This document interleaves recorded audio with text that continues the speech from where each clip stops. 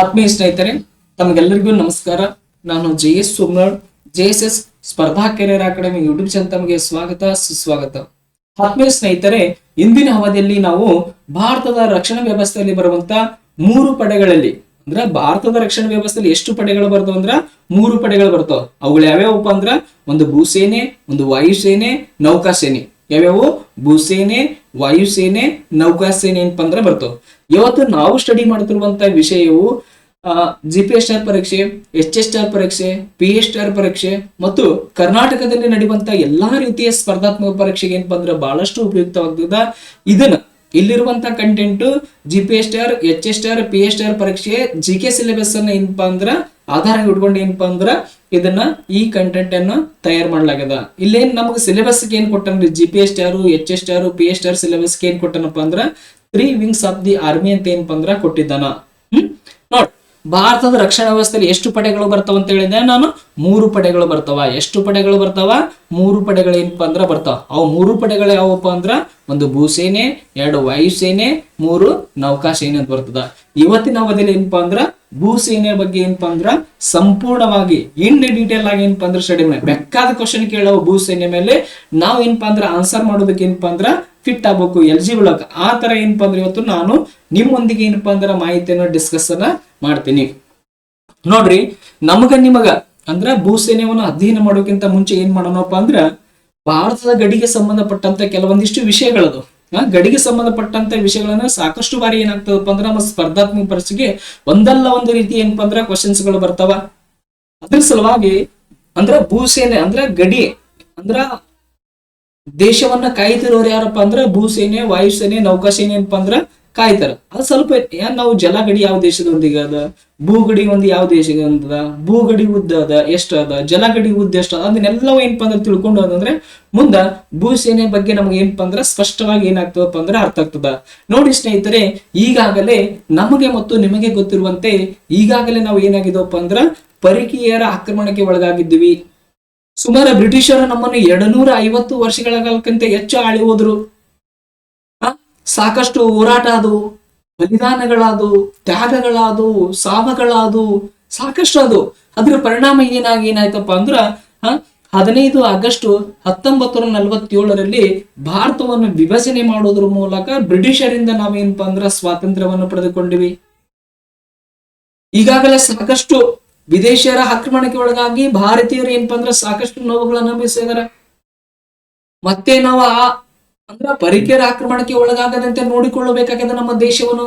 ಅದ್ರ ಸಲುವಾಗಿ ಇವತ್ತು ಏನಪ್ಪಾ ಅಂದ್ರ ಭೂಸೇನೆ, ವಾಯುಸೇನೆ, ನೌಕಾಸೇನೆಗಳೇನಪ್ಪಾ ಅಂದ್ರ ಹಗಲು ರಾತ್ರಿ ನಿದ್ದೆ ಮಾಡದೆ ಏನ್ ಮಾಡ್ತವಪ್ಪ ಅಂದ್ರ ನಮ್ಮ ದೇಶವನ್ನು ಏನಪ್ಪಾ ಅಂದ್ರ ಕಾಯುವಂತ ಕೆಲಸವನ್ನ ಮಾಡ್ತವ. ದೇಶದಲ್ಲಿ ಬಹಳಷ್ಟು ಮೂರು ಪ್ರಮುಖ ವ್ಯಕ್ತಿಗಳು ಏನಪ್ಪಾ ಅಂದ್ರ ಬರ್ತಾರ. ಒಂದನೇದವ ದೇಶ ಕಾಯುವ ಸೈನಿಕ ಬರ್ತಾನ, ಎರಡನೇವ ದೇಶಕ್ಕೆ ಅನ್ನ ಹಾಕುವ ರೈತ ಬರ್ತಾನ, ಮೂರನೇದೇವ ದೇಶದ ಭವಿಷ್ಯವನ್ನು ರೂಪಿಸುವ ಶಿಕ್ಷಕ ಬರ್ತಾನ. ಇವು ದೇಶದ ಆಧಾರ ಸ್ತಂಭಗಳು. ಇವರು ಇರ್ಲಿಲ್ಲ ಅಂದ್ರ ನಾವ್ ಯಾರು ಏನಪ್ಪಾ ಅಂದ್ರ ನೆಮ್ಮದಿಯಾಗಿ ಜೀವನ ಸಾಗಿಸಲ್ಲ. ಅಷ್ಟೊಂದು ದೇಶದೊಳಗೆ ಇಂಪಾರ್ಟೆಂಟ್ ಅಂತ ವ್ಯಕ್ತಿಗಳು ಯಾರು ಬರ್ತಾರಪ್ಪ ಅಂದ್ರ ಒಬ್ಬರು ಶಿಕ್ಷಕರು ಬರ್ತಾರ, ದೇಶಕ್ಕೆ ಅನ್ನ ಹಾಕುವ ರೈತ ಬರ್ತಾನ, ಇನ್ನೊಬ್ರು ಏನಪ್ಪಾ ಅಂದ್ರ ದೇಶವನ್ನು ತನ್ನ ಕುಟುಂಬವನ್ನು ಬಿಟ್ಟು, ತನ್ನ ಬಂಧು ಬಳಗವನ್ನು ಬಿಟ್ಟು, ಎಲ್ಲೋ ತಾನು ಹುಟ್ಟಿದಂತ ಊರ್ ಬಿಟ್ಟು ಯಾವುದೋ ಒಂದು ಅಂದ್ರ ಪ್ರದೇಶಕ್ಕೆ ಹೋಗಿ ನಮ್ಮ ದೇಶವನ್ನ ಕಾಯ್ತಾರಲ್ಲ, ಅದು ಬಹಳಷ್ಟು ಏನಾಗ್ತದಪ್ಪ ಅಂದ್ರೆ ನಮಗೆ ಹೆಮ್ಮೆಯ ಸಂಗತಿ ಆಗ್ತದ ಸ್ನೇಹಿತರೆ. ನೋಡ್ರಿ, ಭಾರತವು ಸುಮಾರು 15,200 ಕಿಲೋಮೀಟರ್ ಭೂಗಡಿ ಏನೊಂದೇ ಅದ. ಆಲ್ರೆಡಿ 2025ದಾಗ ನಮ್ಮ TETಗೆ ಪ್ರಶ್ನೆ ಕೇಳಿದ್ದ. ಏನಂತ ಕೇಳಿದ್ದ? ಸೋಷಿಯಲ್ ಸೈನ್ಸ್ ಒಳಗೆ ಬಂದಿತ್ತು ಕ್ವಶನ್ಸ್. ಏನಂತ ಕೇಳಿದಪ್ಪ ಅಂದ್ರ ಭಾರತದ ನೆರೆಹೊರೆ ದೇಶಗಳ ಬಗ್ಗೆ ಪ್ರಶ್ನೆ ಕೇಳಿದ್ದ, ಯಾವದಲ್ಲ ಅಂತ ಕೇಳಿದ್ದಲ್ಲಿ. ನೋಡ್ರಿ, ಅದಕ್ಕಾಗಿ ಈ ಭಾರತದ ಗಡಿಗೆ ಸಂಬಂಧಪಟ್ಟಂತ ಪ್ರಶ್ನೆಗಳು ಸಾಕಷ್ಟು ಪರೀಕ್ಷೆಗಳು ಏನಪ್ಪಾ ಅಂದ್ರೆ ನಮಗ್ ಬರ್ತಾವ. ಹಾಗಾಗಿ ಇದು ಬಹಳಷ್ಟು ಏನಾಗ್ತದಪ್ಪ ಅಂದ್ರೆ ಇಂಪಾರ್ಟೆಂಟ್ ಆಗ್ತದ. ನೋಡ್ರಿ, ಭಾರತವು ಸುಮಾರು ಎಷ್ಟು ಕಿಲೋಮೀಟರ್ ಭೂಗಡಿಯನ್ನು ಹೊಂದ್ಯದ? 15,200 ಕಿಲೋಮೀಟರ್ ಭೂಗಡಿಯನ್ನು ಹೊಂದ್ಯದ. ಎಷ್ಟು ಕಿಲೋಮೀಟರ್ ಭೂಗಡಿಯನ್ನು ಹೊಂದ್ಯದ? 15,200 ಕಿಲೋಮೀಟರ್ ಭೂಗಡಿಯನ್ನು ಹೊಂದ್ಯದ. ಭಾರತದ ಒಟ್ಟು ಜಲಗಡಿಯ ಉದ್ದ ಎಷ್ಟು? 7,516.5 ಕಿಲೋಮೀಟರ್. 50 ಕಿಲೋಮೀಟರ್. ನೋಡ್ರಿ, ಭಾರತದ ಒಟ್ಟು ಜಲಗಡಿಯ ಉದ್ದ ಎಷ್ಟಪ್ಪ ಅಂದ್ರ 7516.50 ಬರ್ತದ. ಈ ಭಾರತದ ಒಟ್ಟು ಗಡಿ ಉದ್ದ ಅಂದ್ರೆ ಏನು? ಭಾರತದ ಒಟ್ಟು ಜಲಗಡಿ ಉದ್ದ ಅಂದ್ರೆ ಏನು? ಇದು ದ್ವೀಪಗಳನ್ನು ಒಳಗೊಂಡಿರ್ತದ. ಭಾರತದ ಒಟ್ಟು ಜಲಗಡಿಯ ಉದ್ದ ಅಂದ್ರೆ ದ್ವೀಪಗಳನ್ನು ಒಳಗೊಂಡಂತೆ ಭಾರತದ ಒಟ್ಟು ಜಲಗಡಿಯ ಉದ್ದ ಎಷ್ಟಿದಪ್ಪ ಅಂದ್ರ 7516.50 ಕಿಲೋಮೀಟರ್ ಅದ. ಬರೀ ಭಾರತದ ಭೂಭಾಗ ಹೊಂದಿರುವ ಕರಾವಳಿ ತೀರದ ಉದ್ದ ಎಷ್ಟು ಅಂತ ಕೇಳಿದಾಗ 6100 ಕಿಲೋಮೀಟರ್ ಬರ್ತದ. ನೋಡ್ರಿ, ಇಲ್ಲೊಂದ್ ಸ್ವಲ್ಪ ಕನ್ಫ್ಯೂಸ್ ಆಗ್ತಿರ್ ನೋಡ್ರಿ. ಭಾರತದ ಒಟ್ಟು ಜಲಗಡಿಯ ಉದ್ದವೆಷ್ಟು ಅಂತ ಕೇಳಿದಾಗ 7516.50 ಕಿಲೋಮೀಟರ್ ಹಾಕ್ಬೇಕು. ಭಾರತದ ಜಲಗಡಿಯ ಉದ್ದ ಎಷ್ಟು ಅಂತ ಕೇಳಿದಾಗ ಏನ್ ಮಾಡ್ಬೇಕಪ್ಪ ಅಂದ್ರ 6100 ಕಿಲೋಮೀಟರ್ ಹಾಕ್ಬೇಕು. ನೋಡ್ರಿ, ಇಲ್ಲಿ ಭಾರತದ ಒಟ್ಟು ಜಲಗಡಿ ಉದ್ದ ಅಂತ ಕೇಳಿದಾಗ ಏನಪ್ಪಾ ಅಂದ್ರ ದ್ವೀಪಗಳು ಏನಪ್ಪಾ ಅಂದ್ರ ಬರ್ತಾವ. ಅಂಡಮಾನ್ ನಿಕೋಬಾರ್ ಬರ್ತದ, ಲಕ್ಷದ್ವೀಪ ಬರ್ತದ. ಅವುಗಳನ್ನು ಸೇರಿಸಿ ಭಾರತದ ಒಟ್ಟು ಜಲಗಡಿ ಉದ್ದ ಎಷ್ಟಾಗ್ತದಪ್ಪ ಅಂದ್ರ 7516.50 ಕಿಲೋಮೀಟರ್ ಏನಪ್ಪಾ ಅಂದ್ರ ಆಗ್ತದ. ಭಾರತದ ಭೂಭಾಗ ಹೊಂದಿರುವ ಕರಾವಳಿಯ ಉದ್ದ ಎಷ್ಟು ಅಂತ ಕೇಳಿದಾಗ ಏನಪ್ಪಾ ಅಂದ್ರ 6100 ಕಿಲೋಮೀಟರ್ ಬರ್ತದ. ಏನ್ ಬರ್ತದ? 6100 ಕಿಲೋಮೀಟರ್ ಬರ್ತದ. ನೋಡ್ರಿ, ಒಂದ್ ಪ್ರಶ್ನೆ ಕೇಳ್ತೀನಿ ನಿಮಗ. ಭಾರತದಲ್ಲಿ ಅತಿ ಹೆಚ್ಚು ಕರಾವಳಿ ತೀರ ಅಂದ್ರ ಅತಿ ಉದ್ದದ ಕರಾವಳಿ ತೀರ ಹೊಂದಿರುವ ರಾಜ್ಯ ಯಾವುದು? ಯಾವುದು ಬರ್ತದಪ್ಪ ಅಂದ್ರ ಗುಜರಾತ್ ಬರ್ತದ. ಭಾರತದಲ್ಲಿ ಅತಿ ಹೆಚ್ಚು ಕರಾವಳಿ ತೀರದ ಉದ್ದವನ್ನು ಹೊಂದಿರುವ ಕರಾವಳಿ ತೀರ ಅಂದ್ರ ಉದ್ದವಾದ ಕರಾವಳಿ ತೀರವನ್ನು ಹೊಂದಿರುವ ರಾಜ್ಯ ಯಾವ್ದಪ್ಪ ಅಂದ್ರ ಗುಜರಾತ್ ಬರ್ತದ. ಎಷ್ಟು ಕಿಲೋಮೀಟರ್ ಹೊಂದದ ಇದು? 1600 ಕಿಲೋಮೀಟರ್ ಹೊಂದ್ಯದ. ಸಾಕಷ್ಟು ಬಾರಿ ಏನ್ ಮಾಡಿದಾನಪ್ಪ ಅಂದ್ರ ನಮ್ಮ ಪರೀಕ್ಷೆ ಕೇಳಿದಾನ, ಭಾರತದಲ್ಲಿ ಅತಿ ಹೆಚ್ಚು ಉದ್ದ ಕರಾವಳಿ ತೀರ ಹೊಂದಿರುವ ರಾಜ್ಯ ಯಾವ್ದಂತ ಕೇಳಿದಾನ. ಗುಜರಾತ್ ಬರ್ತದ. ಯಾವ್ದು ಬರ್ತದ? ಗುಜರಾತ್ ಬರ್ತದ. ಭಾರತದಲ್ಲಿ ಅತಿ ಕಡಿಮೆ ಕರಾವಳಿ ತೀರವನ್ನು ಹೊಂದಿರುವ ರಾಜ್ಯ ಯಾವುದು?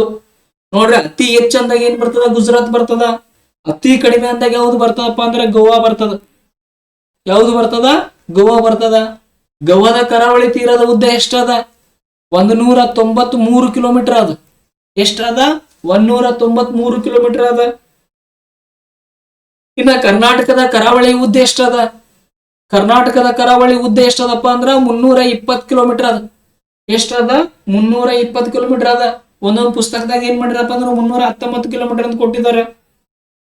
ಸಾಕಷ್ಟು ಕೀ ಆನ್ಸರ್ ಬಿಟ್ಟಾಗ ಏನಪ್ಪ ಅಂದ್ರ 320 ಕಿಲೋಮೀಟರ್ ಏನಪ್ಪ ಅಂದ್ರ ಸರಿಯಾದ ಆನ್ಸರ್ ಅನ್ನ ಮಾಡ್ಕೊಂಡಾರ. ಡಿಪಾರ್ಟ್ಮೆಂಟ್ ಲಿಂದ ಬಿಟ್ಟಂತ ಆನ್ಸರ್ ಇದು. ನೆಕ್ಸ್ಟ್ ಇನ್ನ ಕೇಂದ್ರಾಡಳಿತ ಪ್ರದೇಶಗಳನ್ನ ತೆಗೆದುಕೊಂಡಾಗ ಭಾರತದಲ್ಲಿ ಒಟ್ಟು ಟೋಟಲ್ ಆಗಿ ಎಷ್ಟು ರಾಜ್ಯಗಳು ಬರ್ತಾವ? 28 ರಾಜ್ಯಗಳು ಬರ್ತಾವ. 8 ಕೇಂದ್ರಾಡಳಿತ ಪ್ರದೇಶಗಳು ಬರ್ತಾವ. ಈ 8 ಕೇಂದ್ರಾಡಳಿತ ಪ್ರದೇಶಗಳಲ್ಲಿ ಅತಿ ಕಡಿಮೆ ಕರಾವಳಿ ತೀರವನ್ನು ಹೊಂದಿರುವ ರಾಜ್ಯ ಯಾವುದು? ಅತಿ ಕಡಿಮೆ ಕರಾವಳಿ ಕೇಂದ್ರಾಡಳಿತ ಪ್ರದೇಶಗಳಲ್ಲಿ ಅತಿ ಕಡಿಮೆ ಕರಾವಳಿ ತೀರವನ್ನು ಹೊಂದಿರುವ ಕೇಂದ್ರಾಡಳಿತ ಪ್ರದೇಶ ಯಾವ್ದಂತ ಕೇಳಿದಾಗ ಪುದುಚೇರಿ ಬರ್ತದ. ಯಾವುದು ಬರ್ತದ? ಪುದುಚೇರಿ ಬರ್ತದ. ಪುದುಚೇರಿ ಎಷ್ಟು ಕಿಲೋಮೀಟರ್ ಒಳಗೊಂಡದಪ್ಪ ಅಂದ್ರ 42.65 ಕಿಲೋಮೀಟರ್ ಅನ್ನು ಒಳಗೊಂಡದ. ಬಹಳಷ್ಟು ಏನಾಗ್ತದಪ್ಪ ಅಂದ್ರೆ ಇನ್ನು ಇಂಪಾರ್ಟೆಂಟ್ ಆಗ್ತಾವ. ಮತ್ತೇನ ಕೇಂದ್ರಾಡಳಿತ ಪ್ರದೇಶಗಳಲ್ಲಿ ಅತಿ ಹೆಚ್ಚು ಕರಾವಳಿ ತೀರವನ್ನು ಹೊಂದಿರುವ ಕೇಂದ್ರಾಡಳಿತ ಪ್ರದೇಶ ಯಾವ್ದಂತ ಕೇಳಿದಾಗ ಅಂಡಮಾನ್ ಮತ್ತು ನಿಕೋಬಾರ್ ಅಂತ ಬರ್ತದ. ಯಾವ್ದು ಬರ್ತದ? ಅಂಡಮಾನ್ ಮತ್ತು ನಿಕೋಬಾರ್ ಅಂತ ಬರ್ತದ. ನೋಡ್ರಿ, ಇಂಪಾರ್ಟೆಂಟ್ ನೋಟ್ ಮಾಡ್ಕೋರಿ.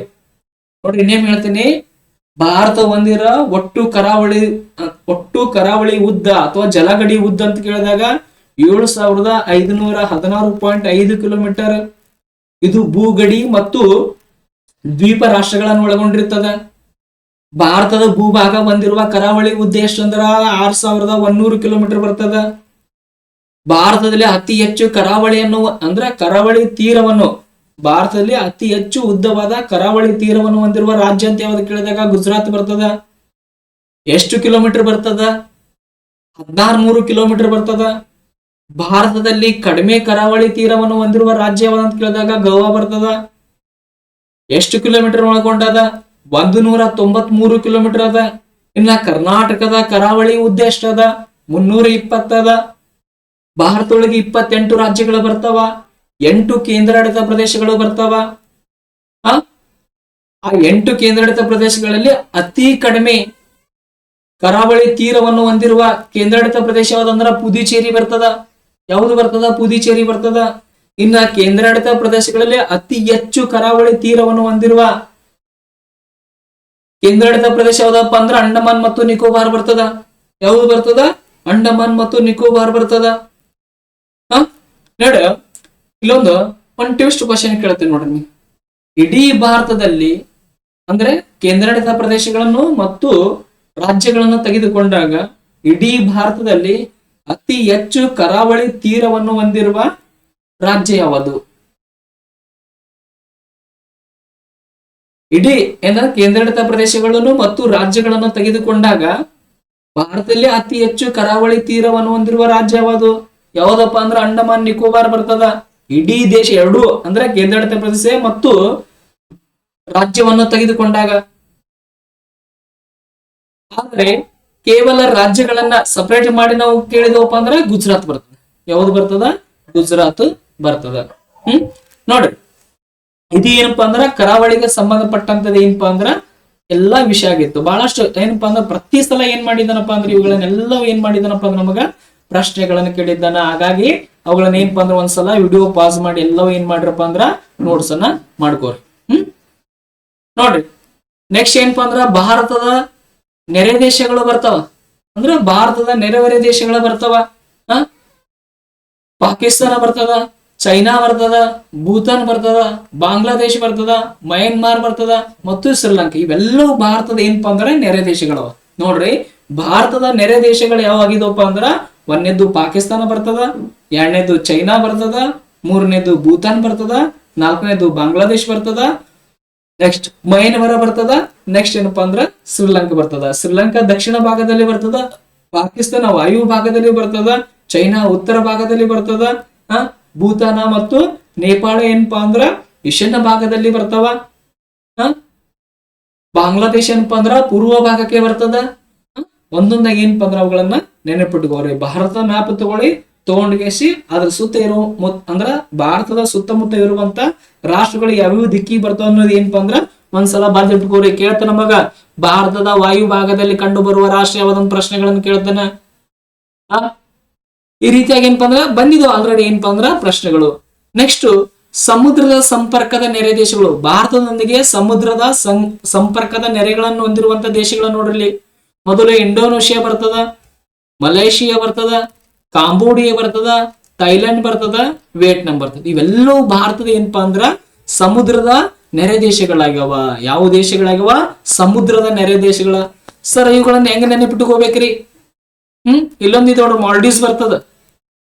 ಈ ಭಾರತದೊಂದಿಗೆ ಸಮುದ್ರದ ಸಂಪರ್ಕದ ನೆರೆ ದೇಶಗಳನ್ನ ಹೆಂಗ ನೆನಪಿಟ್ಕೋಬೇಕಂದ್ರ ಬಹಳ ಸಿಂಪಲ್ ಒಂದ್ ಟ್ರಿಕ್ಸ್ ಇದೆ ನೋಡ್ರಿ. ಇಮಾಕ್ ಟಿವಿ ಮಾಡಿದಳ ಅಂತ ನೆನಪಿಟ್ಟುಕೊಂಡ್ರೆ ಅಂದ್ರೆ ಸಾಕು, ನೀವು ಭಾರತದೊಂದಿಗೆ ಸಮುದ್ರ ಸಂಪರ್ಕ ಹೊಂದಿರುವ ಎಲ್ಲಾ ರಾಷ್ಟ್ರಗಳನ್ನ ನೆನಪಿಟ್ಕೋಬಹುದು. ನೋಡ್ರಿ, ಈ ಅಂದ್ರೆ ಏನ್ ಬರ್ತದ? ಇಂಡೋನೇಷಿಯಾ ಬರ್ತದ, ಮಾ ಅಂದ್ರ ಮಲೇಷಿಯಾ ಬರ್ತದ, ಕ ಅಂದ್ರ ಕಾಂಬೋಡಿಯಾ ಬರ್ತದ, ಟಿ ಅಂದ್ರ ಥೈಲ್ಯಾಂಡ್ ಬರ್ತದ, ವಿ ಅಂದ್ರ ವಿಯೆಟ್ನಾಂ ಬರ್ತದ, ಮಾಡಿದಳು ಮಾ ಅಂದ್ರ ಏನಪ್ಪಾ ಅಂದ್ರ ಮಾಲ್ಡೀವ್ಸ್ ಬರ್ತದ. ಇದು ನೀವು ಒಂದು ಕೋಡ್ ನೆನಪಿಟ್ರೆ ಸಾಕು, ಆರಾಮಾಗಿ ಭಾರತದ ಎಲ್ಲ ಏನಪ್ಪಾ ಅಂದ್ರ ಸಮುದ್ರ ಸಂಪರ್ಕದ ನೆರೆ ದೇಶಗಳು ಏನಪ್ಪಾ ಅಂದ್ರ ನೆನಪಿಟ್ಕೋಬಹುದು. ಏನದ ಟ್ರಿಕ್ಸ್ ಹೇಳ್ರಿ? ಇಮಾಕ್ ಟಿವಿ ಮಾಡಿದಳು, ಇಮಾಕ್ ಟಿವಿ ಮಾಡಿದಳು ಅಂತ ಏನಪ್ಪಾ ಅಂದ್ರ ಬರ್ತದ. ನೋಡ್ರಿ, ಭಾರತದೊಂದಿಗೆ ಭೂಗಡಿ ಹಂಚಿಕೊಂಡಿರುವ ದೇಶಗಳು ಯಾವುದು?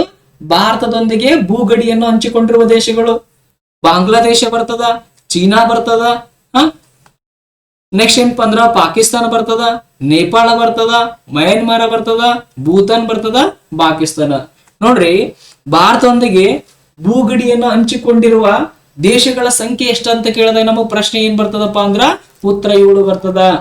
ಭಾರತದೊಂದಿಗೆ ಭೂಗಡಿಯನ್ನು ಹಂಚಿಕೊಂಡಿರುವ ದೇಶಗಳ ಸಂಖ್ಯೆ ಎಷ್ಟದವ? 7 ಅದಾವ. ಭಾರತದೊಂದಿಗೆ ಭೂಗಡಿಯನ್ನು ಹಂಚಿಕೊಂಡಿರುವ ದೇಶಗಳ ಸಂಖ್ಯೆ ಎಷ್ಟದವ? 7 ಅದಾವ. ಎಷ್ಟದವ? 7 ಅದಾವ.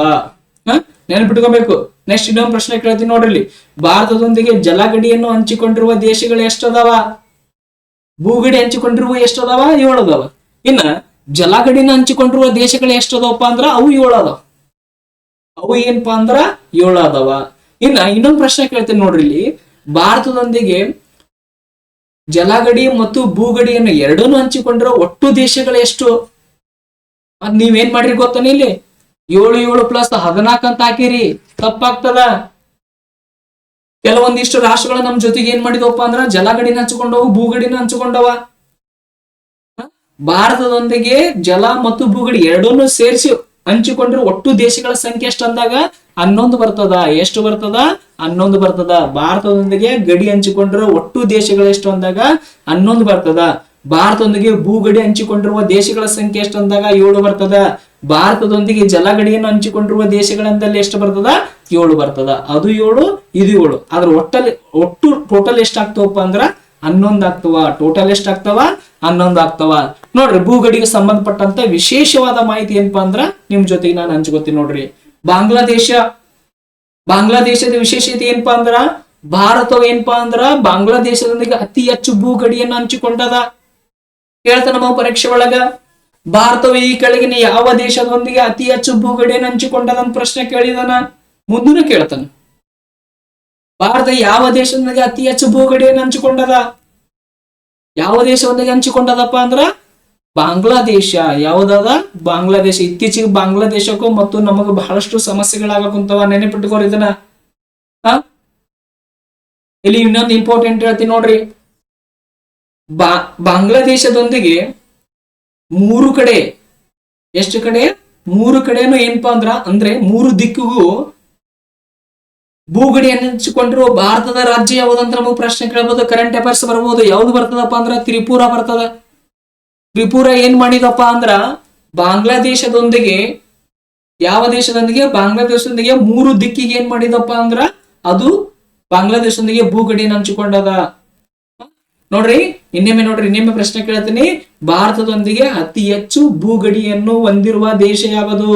ಬಾಂಗ್ಲಾದೇಶ ಬರ್ತದ. ಯಾವ್ದು ಬರ್ತದ? ಬಾಂಗ್ಲಾದೇಶ ಬರ್ತದ. ನೋಡ್ರಿ, ಬಾಂಗ್ಲಾದೇಶ ಭಾರತದೊಂದಿಗೆ ಎಷ್ಟು ಗಡಿಯನ್ನು ಹಂಚಿಕೊಂಡದಪ್ಪ ಅಂದ್ರೆ, ಎಷ್ಟು ಕಿಲೋಮೀಟರ್ ಗಡಿಯನ್ನು ಹಂಚಿಕೊಂಡದಪ್ಪ ಅಂದ್ರ 4096.7 ಕಿಲೋಮೀಟರ್ ಅನ್ನು ಹಂಚಿಕೊಂಡದ. 4096 ನೆನಪಿಟ್ಕೊಂಡ್ಬಿಡ್ರಿ. ಒಮ್ಮೆ ಏನ್ ಆಗ್ಬಿಡ್ತಪ್ಪ ಅಂದ್ರೆ ಆಪ್ಷನ್ಸ್ ಒಳಗೆ ಹಿಂಗೂ ಕೊಡ್ಬಹುದು. 4096, ನೆಕ್ಸ್ಟ್ 4096.7 ಕೊಡಬಹುದು. ಸರ್, ಇದ್ದಾಗ ಯಾವ್ದು ಹಾಕೊಂಡ್ರಿ ನೀವು? ಬರೇ 96 ಇಟ್ಕೋ ಅಂತ ಹೇಳಿದಿರಿ. ಇಲ್ಲ, ಈ 7 ಬಿಡಬಾರ್ದು. ಇದನ್ನು ಸಹ ಏನಪ್ಪಾ ಅಂದ್ರೆ ನೀವು ನೆನಪಿಟ್ಕೋಬೇಕು. ಭಾರತವು ಬಾಂಗ್ಲಾದೇಶದೊಂದಿಗೆ ಎಷ್ಟು ಕಿಲೋಮೀಟರ್ ಭೂಗಡಿ ಏನು ಹೊಂದಿದಪ್ಪ ಅಂದ್ರ 4096.7 ಕಿಲೋಮೀಟರ್ ಹಂಚಿಕೊಂಡದ. ಎಷ್ಟು ಕಿಲೋಮೀಟರ್? ಇನ್ನೊಮ್ಮೆ ಹೇಳ್ತೀನಿ ನೋಡ್ರಿ, 4096.7 ಕಿಲೋಮೀಟರ್ ಏನಪ್ಪಾ ಅಂದ್ರ ಹಂಚಿಕೊಂಡದ. ನೆಕ್ಸ್ಟ್ ಚೀನಾ ಬರ್ತದ. ಇದು ಏನಪ್ಪಾ ಅಂದ್ರ ಭಾರತದ ಉತ್ತರ ಭಾಗದಲ್ಲಿ ಅದ. ಚೀನಾ ಏನಪ್ಪಾ ಅಂದ್ರ ಭಾರತದಾಗ ಎಷ್ಟು ಗಡಿ ಹಂಚಿಕೊಂಡದಪ್ಪ ಅಂದ್ರ 3488 ಕಿಲೋಮೀಟರ್ ಏನಪ್ಪಾ ಅಂದ್ರ ಗಡಿಯನ್ನು ಹಂಚಿಕೊಂಡದ. ನೋಡ್ರಿ, ಭಾರತದ ಜೊತೆಗೆ ಅತಿ ಹೆಚ್ಚು ಗಡಿಯನ್ನು ಹೊಂದಿರುವ ಮೊದಲ ದೇಶ ಯಾವ್ದಪ್ಪ ಅಂದ್ರ ಬಾಂಗ್ಲಾದೇಶ ಬರ್ತದ. ಇನ್ನು ಎರಡನೇ ದೇಶ ಯಾವ್ದಪ್ಪ ಅಂದ್ರ ಚೀನಾ ಬರ್ತದ. ಕೇಳ್ತಾನ ನಮ್ಮ ಪರೀಕ್ಷೆ ಒಳಗೆ, ಭಾರತವು ಈ ಕೆಳಗಿನ ಯಾವ ರಾಷ್ಟ್ರದೊಂದಿಗೆ ಎರಡನೇ ಅತಿ ಹೆಚ್ಚು ಉದ್ದದ ಭೂಗಡಿಯನ್ನು ಹೊಂದಿದೆ ಅಂತ ಪ್ರಶ್ನೆ ಕೇಳ್ತಾನ. ಅತಿ ಹೆಚ್ಚು ಉದ್ದ ಅಂದ್ರೆ ಏನಪ್ಪಾ ಅಂದ್ರ ಬಾಂಗ್ಲಾದೇಶ ಬರ್ತದ. ಎರಡನೇ ಅತಿ ಹೆಚ್ಚು ಉದ್ದ ಅಂದ್ರೆ ಯಾವ್ದಪ್ಪ ಅಂದ್ರ ಚೀನಾ ಬರ್ತದ. ಯಾವ್ದು ಬರ್ತದ? ಚೀನಾ ಏನಪ್ಪಾ ಅಂದ್ರ ಬರ್ತದ. ನೆಕ್ಸ್ಟ್ ಏನಪ್ಪಾ ಅಂದ್ರ ಪಾಕಿಸ್ತಾನ ಬರ್ತದ. ಪಾಕಿಸ್ತಾನ ಏನಪ್ಪಾ ಅಂದ್ರ ಆಕ್ಚುಲಿ ಪಶ್ಚಿಮ ಭಾಗದಲ್ಲಿರುವ ದೇಶದೊಂದಿಗೆ ಏನಪ್ಪಾ ಅಂದ್ರ ಸುಮಾರು 3323. ಇನ್ನೊಂದು ಇಲ್ಲಿ ಏನ್ ಮಾಡ್ರಿ, ಪಶ್ಚಿಮ ಭಾಗ ಅಂತ ಇದಲ್ಲ, ಇದನ್ನ ವಾಯುವ್ಯ ಮಾಡ್ಕೋರಿ.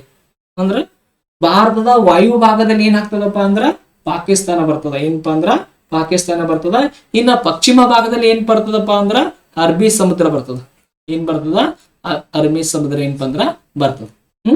ಮತ್ತೆ ಪಶ್ಚಿಮದಲ್ಲಿ ಯಾವ ದೇಶ ಒಂದ್ ವೇಳೆ ವಾಯುವ್ಯ ಏನಪ್ಪಾ ಅಂದ್ರ ದಿಕ್ ಇರ್ಲಿಲ್ಲ ಅಂದ್ರ ಪಶ್ಚಿಮ ಕೊಟ್ಟಿದ್ದಂದ್ರೆ ಏನ್ ಮಾಡ್ರಿ, ಪಶ್ಚಿಮ ಅಂತಾನೆ ಹಾಕ್ಬಾರಿ. ಅರ್ಥ ಆಯ್ತು ನಾ ಹೇಳಿದ್ದು? ನೋಡ್ರಿ, ಪಾಕಿಸ್ತಾನ ಭಾರತದೊಂದಿಗೆ ಏನಾಗಿದಪ್ಪ ಅಂದ್ರ ಭೂಗಡಿಯನ್ನು ಹಂಚಿಕೊಂಡದ. ಎಷ್ಟು ಕಿಲೋಮೀಟರ್ ಹಂಚಿಕೊಂಡದಪ್ಪ ಅಂದ್ರ 3320 ಕಿಲೋಮೀಟರ್. ಎಷ್ಟು ಕಿಲೋಮೀಟರ್? 3323 ಕಿಲೋಮೀಟರ್. ಭಾರತದೊಂದಿಗೆ ಅತಿ ಹೆಚ್ಚು ಗಡಿ ಹೊಂದಿರುವ ದೇಶ ಮೊದಲನೇ ದೇಶ ಬಾಂಗ್ಲಾದೇಶ ಬರ್ತದ, ಎರಡನೇ ದೇಶ ಚೀನಾ ಬರ್ತದ, ಮೂರನೇ ದೇಶ ಪಾಕಿಸ್ತಾನ ಬರ್ತದ. ಭಾರತದೊಂದಿಗೆ ಅತಿ ಹೆಚ್ಚು ನೋಡ್ರಿ, ಭಾರತದೊಂದಿಗೆ ಅತಿ ಹೆಚ್ಚು ಭೂಗಡಿಯನ್ನು ಹೊಂದಿರುವ ಟಾಪ್ 3 ರಾಷ್ಟ್ರಗಳನ್ನ ನೋಡಿದಾಗ ಮೊದಲು ಏನಾಗ್ತದಪ್ಪ ಅಂದ್ರ ಬಾಂಗ್ಲಾದೇಶ ಬರ್ತದ, ಎರಡನೇದೇನಪ್ಪಾ ಅಂದ್ರ ಚೀನಾ ಬರ್ತದ, ಮೂರನೇದೇನಪ್ಪಾ ಅಂದ್ರ ಪಾಕಿಸ್ತಾನ ಬರ್ತದ. BCP ಅಂತ ನೀವು ನೆನಪಿಟ್ಕೊಂಡ್ರ ಅಂದ್ರೆ ಸಾಕು. ಇವು ಏನಪ್ಪಾ ಅಂದ್ರ 3 ರಾಷ್ಟ್ರಗಳು, ಮೊದಲು ಬಾಂಗ್ಲಾದೇಶ, ಎರಡನೇದ ಚೀನಾ, ಮೂರನೇದ ಏನಪ್ಪಾ ಅಂದ್ರ ಪಾಕಿಸ್ತಾನ ಬರ್ತದ. ನೆಕ್ಸ್ಟ್ ನೇಪಾಳ ಬರ್ತದ. ನೇಪಾಳ ಏನಪ್ಪಾ ಅಂದ್ರ ಉತ್ತರ ಭಾಗದಲ್ಲಿ ಬರ್ತದ. 1751 ಕಿಲೋಮೀಟರ್ ಏನಪ್ಪಾ ಅಂದ್ರ ಭೂಗಡಿಯನ್ನು ಹಂಚಿಕೊಂಡದ. ನೆಕ್ಸ್ಟ್ ಮಯನ್ಮಾರ ಬರ್ತದ. ಇದೇನಪ್ಪಾ ಅಂದ್ರ ಪೂರ್ವ ಭಾಗದಲ್ಲಿದ್ದು 1643 ಕಿಲೋಮೀಟರ್ ಏನಪ್ಪಾ ಅಂದ್ರ ಭೂಗಡಿಯನ್ನು ಹೊಂದ್ಯದ. ಇನ್ನ ಏನಪ್ಪಾ ಅಂದ್ರ ಭೂತಾನ್ ಬರ್ತದ. ಇದು ಏನಪ್ಪಾ ಅಂದ್ರ 699 ಕಿಲೋಮೀಟರ್ ಭೂಗಡಿ ಏನಪ್ಪಾ ಅಂದ್ರ ಹೊಂದ್ಯದ. ಇನ್ ನೆಕ್ಸ್ಟ್ ಅಫ್ಘಾನಿಸ್ತಾನ. ಇದು ನಮಗೆ ಎಕ್ಸಾಮ್ ಏನಪ್ಪಾ ಅಂದ್ರ ಇಂಪಾರ್ಟೆಂಟ್. ಭಾರತವು ಇದರೊಂದಿಗೆ ಏನಪ್ಪಾ ಅಂದ್ರ ಅತಿ ಕಡಿಮೆ ಭೂಗಡಿ ಉದ್ದ ಹೊಂದಿದೆ. ಎಷ್ಟು ಕಿಲೋಮೀಟರ್ ಅದಂದ್ರ 106 ಕಿಲೋಮೀಟರ್ ಏನಪ್ಪಾ ಅಂದ್ರ ಇದು ಅಫ್ಘಾನಿಸ್ತಾನವು ಭಾರತದೊಂದಿಗೆ ಏನಪ್ಪಾ ಅಂದ್ರ ಭೂಗಡಿಯನ್ನು ಹಂಚಿಕೊಂಡದ. ಕೇಳಿದಾನ ಆಲ್ರೆಡಿ ಪ್ರಶ್ನೆಗೆ ಏನಂತ ಕೇಳಿದಾನ, ಏನಂತ ಕೇಳಿದಾನ ನೋಡ್ರಿ ಪ್ರಶ್ನೆನ. ಭಾರತದೊಂದಿಗೆ ಅತಿ ಕಡಿಮೆ ಭೂಗಡಿಯನ್ನು ಹಂಚಿಕೊಂಡಿರುವ ದೇಶ ಯಾವ್ದಂತ ಕೇಳೋಣ. ಯಾವುದು ಬರ್ತದ? ಅಫ್ಘಾನಿಸ್ತಾನ ಬರ್ತದ. ಎಷ್ಟು ಕಿಲೋಮೀಟರ್ ಹಂಚಿಕೊಂಡದ? 106 ಕಿಲೋಮೀಟರ್ ಏನಪ್ಪಾ ಅಂದ್ರ ಅದು ಭೂಗಡಿಯನ್ನು ಹಂಚಿಕೊಂಡದ. ಆದರೆ ಈ ಅಂದ್ರ ಅಫ್ಘಾನಿಸ್ತಾನದ ಭೂಗಡಿ ಏನದಲ್ಲ, ಈ ಸದ್ಯಕ್ಕೆ ಇದು ಏನಾಗ್ಯದಪ್ಪ ಅಂದ್ರ ಪಾಕ್ ಆಕ್ರಮಿತ ಕಾಶ್ಮೀರ ಭಾಗದಲ್ಲಿ ಇದ್ದ.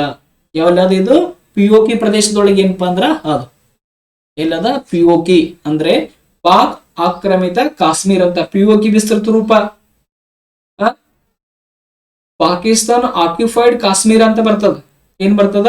ಪಾಕಿಸ್ತಾನ್ ಆಕ್ಯುಪೈಡ್ ಕಾಶ್ಮೀರ ಅಂತ ಬರ್ತದ. ಸರ, ಈ ಭಾರತದೊಂದಿಗೆ ಭೂಗಡಿಯನ್ನು ಹಂಚಿಕೊಂಡಿರುವ ರಾಷ್ಟ್ರಗಳನ್ನೇ ಹೆಂಗ್ ನೆನಪಿಡಬೇಕು, ಅದಕ್ಕೊಂದು ಟ್ರಿಕ್ಸ್ ಹೇಳ್ರಿ ಅಂತ ನೀವು ಕೇಳಬಹುದು. ಇಲ್ಲ ಒಂದು ಟ್ರಿಕ್ಸ್ ಇದೆ ನೋಡ್ರಿ, 2 ಟ್ರಿಕ್ಸ್ ಗಳು ಏನಪ್ಪಾ ಅಂದ್ರ ಅದಾವ. ಬಾಚಪ ಲಾ ಮತ್ತು MBA ಮಾಡಿದ. ಬಾಚಪ ಲಾ ಮತ್ತು MBA ಮಾಡಿದ ಅಂತ ನೀವೊಂದು ಟ್ರಿಕ್ಸ್ ಅನ್ನು ನೆನಪಿಟ್ಕೊಂಡ್ ಬಿಟ್ರಪ್ಪ ಅಂದ್ರ ಇಲ್ಲಿ ಏನಾಗ್ತದಪ್ಪ ಅಂದ್ರ ಭಾರತದೊಂದಿಗೆ ಅತಿ ಹೆಚ್ಚು ಗಡಿಯಿಂದ ಕಡಿಮೆ ಗಡಿವರೆಗೆ ಏನಪ್ಪಾ ಅಂದ್ರ ಹಂಚಿಕೊಳ್ಳುವ ರಾಷ್ಟ್ರಗಳನ್ನ ಸಿರಿಯಲ್ ಆಗಿ ಏನ್ ಮಾಡ್ಬೋದಪ್ಪ ಅಂದ್ರೆ ನೀವು ನೆನಪಿಟ್ಕೋಬಹುದು. ನೋಡ್ರಿ, ಭಾರತದೊಂದಿಗೆ ಅತಿ ಹೆಚ್ಚು ಭೂಗಡಿಯನ್ನು ಹಂಚಿಕೊಂಡಿರುವ ಟಾಪ್ 3 ರಾಷ್ಟ್ರಗಳು ಬಾಚಪ ಅಂತ ಬರ್ತದ. ಬಾ ಅಂದ್ರ ಬಾಂಗ್ಲಾದೇಶ, ಚ ಅಂದ್ರ ಚೀನಾ ಬರ್ತದ, ಪ ಅಂದ್ರ ಪಾಕಿಸ್ತಾನ ಬರ್ತದ, ಲಾ ಅಂದ್ರ ನೇಪಾಳ ಬರ್ತದ. ನೆಕ್ಸ್ಟ್ MBA ಅಂದ್ರೆ ಏನು? ಮಯನ್ಮಾರ ಬರ್ತದ, ಭೂತಾನ್ ಬರ್ತದ, ಅಫ್ಘಾನಿಸ್ತಾನ ಬರ್ತದ. ಸರ್, ಇದನ್ನ ನೆನಪಿಟ್ಕೊಳ ಕಷ್ಟ ಆಗ್ತದ್ರಿ ಅಂತ ಕೇಳಿದ್ರಂದ್ರ ಕೆಳಗಡೆ ಅದ ನೋಡ್ರಿ. ಇನ್ನೊಂದು, ಬಾಲಿವುಡ್ ಚಾಕ್ಲೇಟ್ ಪಾನಿಪುರಿ ನನಗೆ MBA ತುಂಬಾ ಇಷ್ಟ. ಬಾಲಿವುಡ್ ಚಾಕ್ಲೇಟ್ ಪಾನಿಪುರಿ ನನಗೆ MBA ತುಂಬಾ ಇಷ್ಟ. ನೋಡ್ರಿ, ಬಾಲಿವುಡ್ ಅಂದ್ರೆ ಏನಪ್ಪಾ ಅಂದ್ರ ಬಾಂಗ್ಲಾದೇಶ ಬರ್ತದ, ಚಾ ಅಂದ್ರ ಚೀನಾ ಬರ್ತದ, ಚಾಕ್ಲೇಟ್ ಚೀನಾ ಬರ್ತದ, ಪಾ ಅಂದ್ರ ಪಾನಿಪುರಿ ಪಾಕಿಸ್ತಾನ ಬರ್ತದ. ನೆಕ್ಸ್ಟ್ ಮ ಅಂದ್ರ ಮಯನ್ಮಾರ, ಭೂತಾನ್, ಅಫ್ಘಾನಿಸ್ತಾನ ಬರ್ತದ. ಭಾರತವು ಅಂದ್ರ ಭಾರತದೊಂದಿಗೆ ಭೂಗಡಿಗಳನ್ನು ಹಂಚಿಕೊಂಡಿರುವ ಒಟ್ಟು ದೇಶಗಳ ಸಂಖ್ಯೆ ಎಷ್ಟು ಅಂತ ಕೇಳಿದಾಗ 7 ಬರ್ತಾವ. ಎಷ್ಟು ಬರ್ತಾವ? 7 ಬರ್ತಾವ. ಆ 7ರಲ್ಲಿ ಅತಿ ಹೆಚ್ಚು ಹಂಚಿಕೊಂಡಿದ್ದು ಯಾವ್ದಪ್ಪ ಅಂದ್ರ ಬಾಂಗ್ಲಾದೇಶ ಬರ್ತದ. ಅತಿ ಕಡಿಮೆ ಹಂಚಿಕೊಂಡಿದ್ದು ಯಾವ್ದಪ್ಪ ಅಂದ್ರ ಅಫ್ಘಾನಿಸ್ತಾನ ಬರ್ತದ. ಯಾವ್ದು ಬರ್ತದ? ಅಫ್ಘಾನಿಸ್ತಾನ ಬರ್ತದ. ನೆಕ್ಸ್ಟ್ ನೋಡ್ರಿ, ಭಾರತದೊಂದಿಗೆ ಜಲಗಡಿಯನ್ನು ಹಂಚಿಕೊಂಡಿರುವ ದೇಶಗಳು. ನೋಡ್ರಿ, ಇದನ್ನ ಡಿಸ್ಕಸ್ ಮಾಡೋಕ್ಕಿಂತ ಮುಂಚೆ ಏನಪ್ಪಾ ಅಂದ್ರೆ ಇಲ್ಲೊಂದು ಪಾಯಿಂಟ್ ಅನ್ಬಿಟ್ಟಿದ್ ನೋಡ್ರಿ. ಭಾರತ ಯಾವ ಯಾವ ದೇಶಗಳೊಂದಿಗೆ ಏನಪ್ಪಾ ಅಂದ್ರ ಗಡಿ ರೇಖೆಯನ್ನು ಹೊಂದಿದ. ಭಾರತ ಮತ್ತು ಚೀನಾ ಮಧ್ಯೆ ಇರುವಂತ ಗಡಿ ರೇಖೆ ಹೆಸರು ಏನಪ್ಪಾ ಅಂದ್ರ ಮ್ಯಾಕ್ ಮೋಹನ್ ಅಂತ ಬರ್ತದ. ಸಾಕಷ್ಟು ಬಾರಿ ಕೇಳಿದ ಭಾರತ ಮತ್ತು ಚೀನಾದ ಮಧ್ಯೆ ಎಳೆದಿರುವ ಗಡಿ ರೇಖೆ ಯಾವ್ದಂತ ಪ್ರಶ್ನೆಗಳನ್ನ ಕೇಳಿದ ನಮಗ. ಭಾರತ ಮತ್ತು ಚೀನಾ ಮಧ್ಯೆ ಇರುವ ಗಡಿ ರೇಖೆ ಯಾವುದು ಹೇಳ್ರಿ ಒಂದ್ಸಲ ನೋಡೋಣ. ಯಾವ್ದು ಬರ್ತದಪ್ಪ ಅಂದ್ರ ಮ್ಯಾಕ್ ಮೋಹನ್ ರೇಖೆ ಬರ್ತದ. ಯಾವ್ದು ಬರ್ತದ? ಮ್ಯಾಕ್ ಮೋಹನ್ ರೇಖೆ ಬರ್ತದ.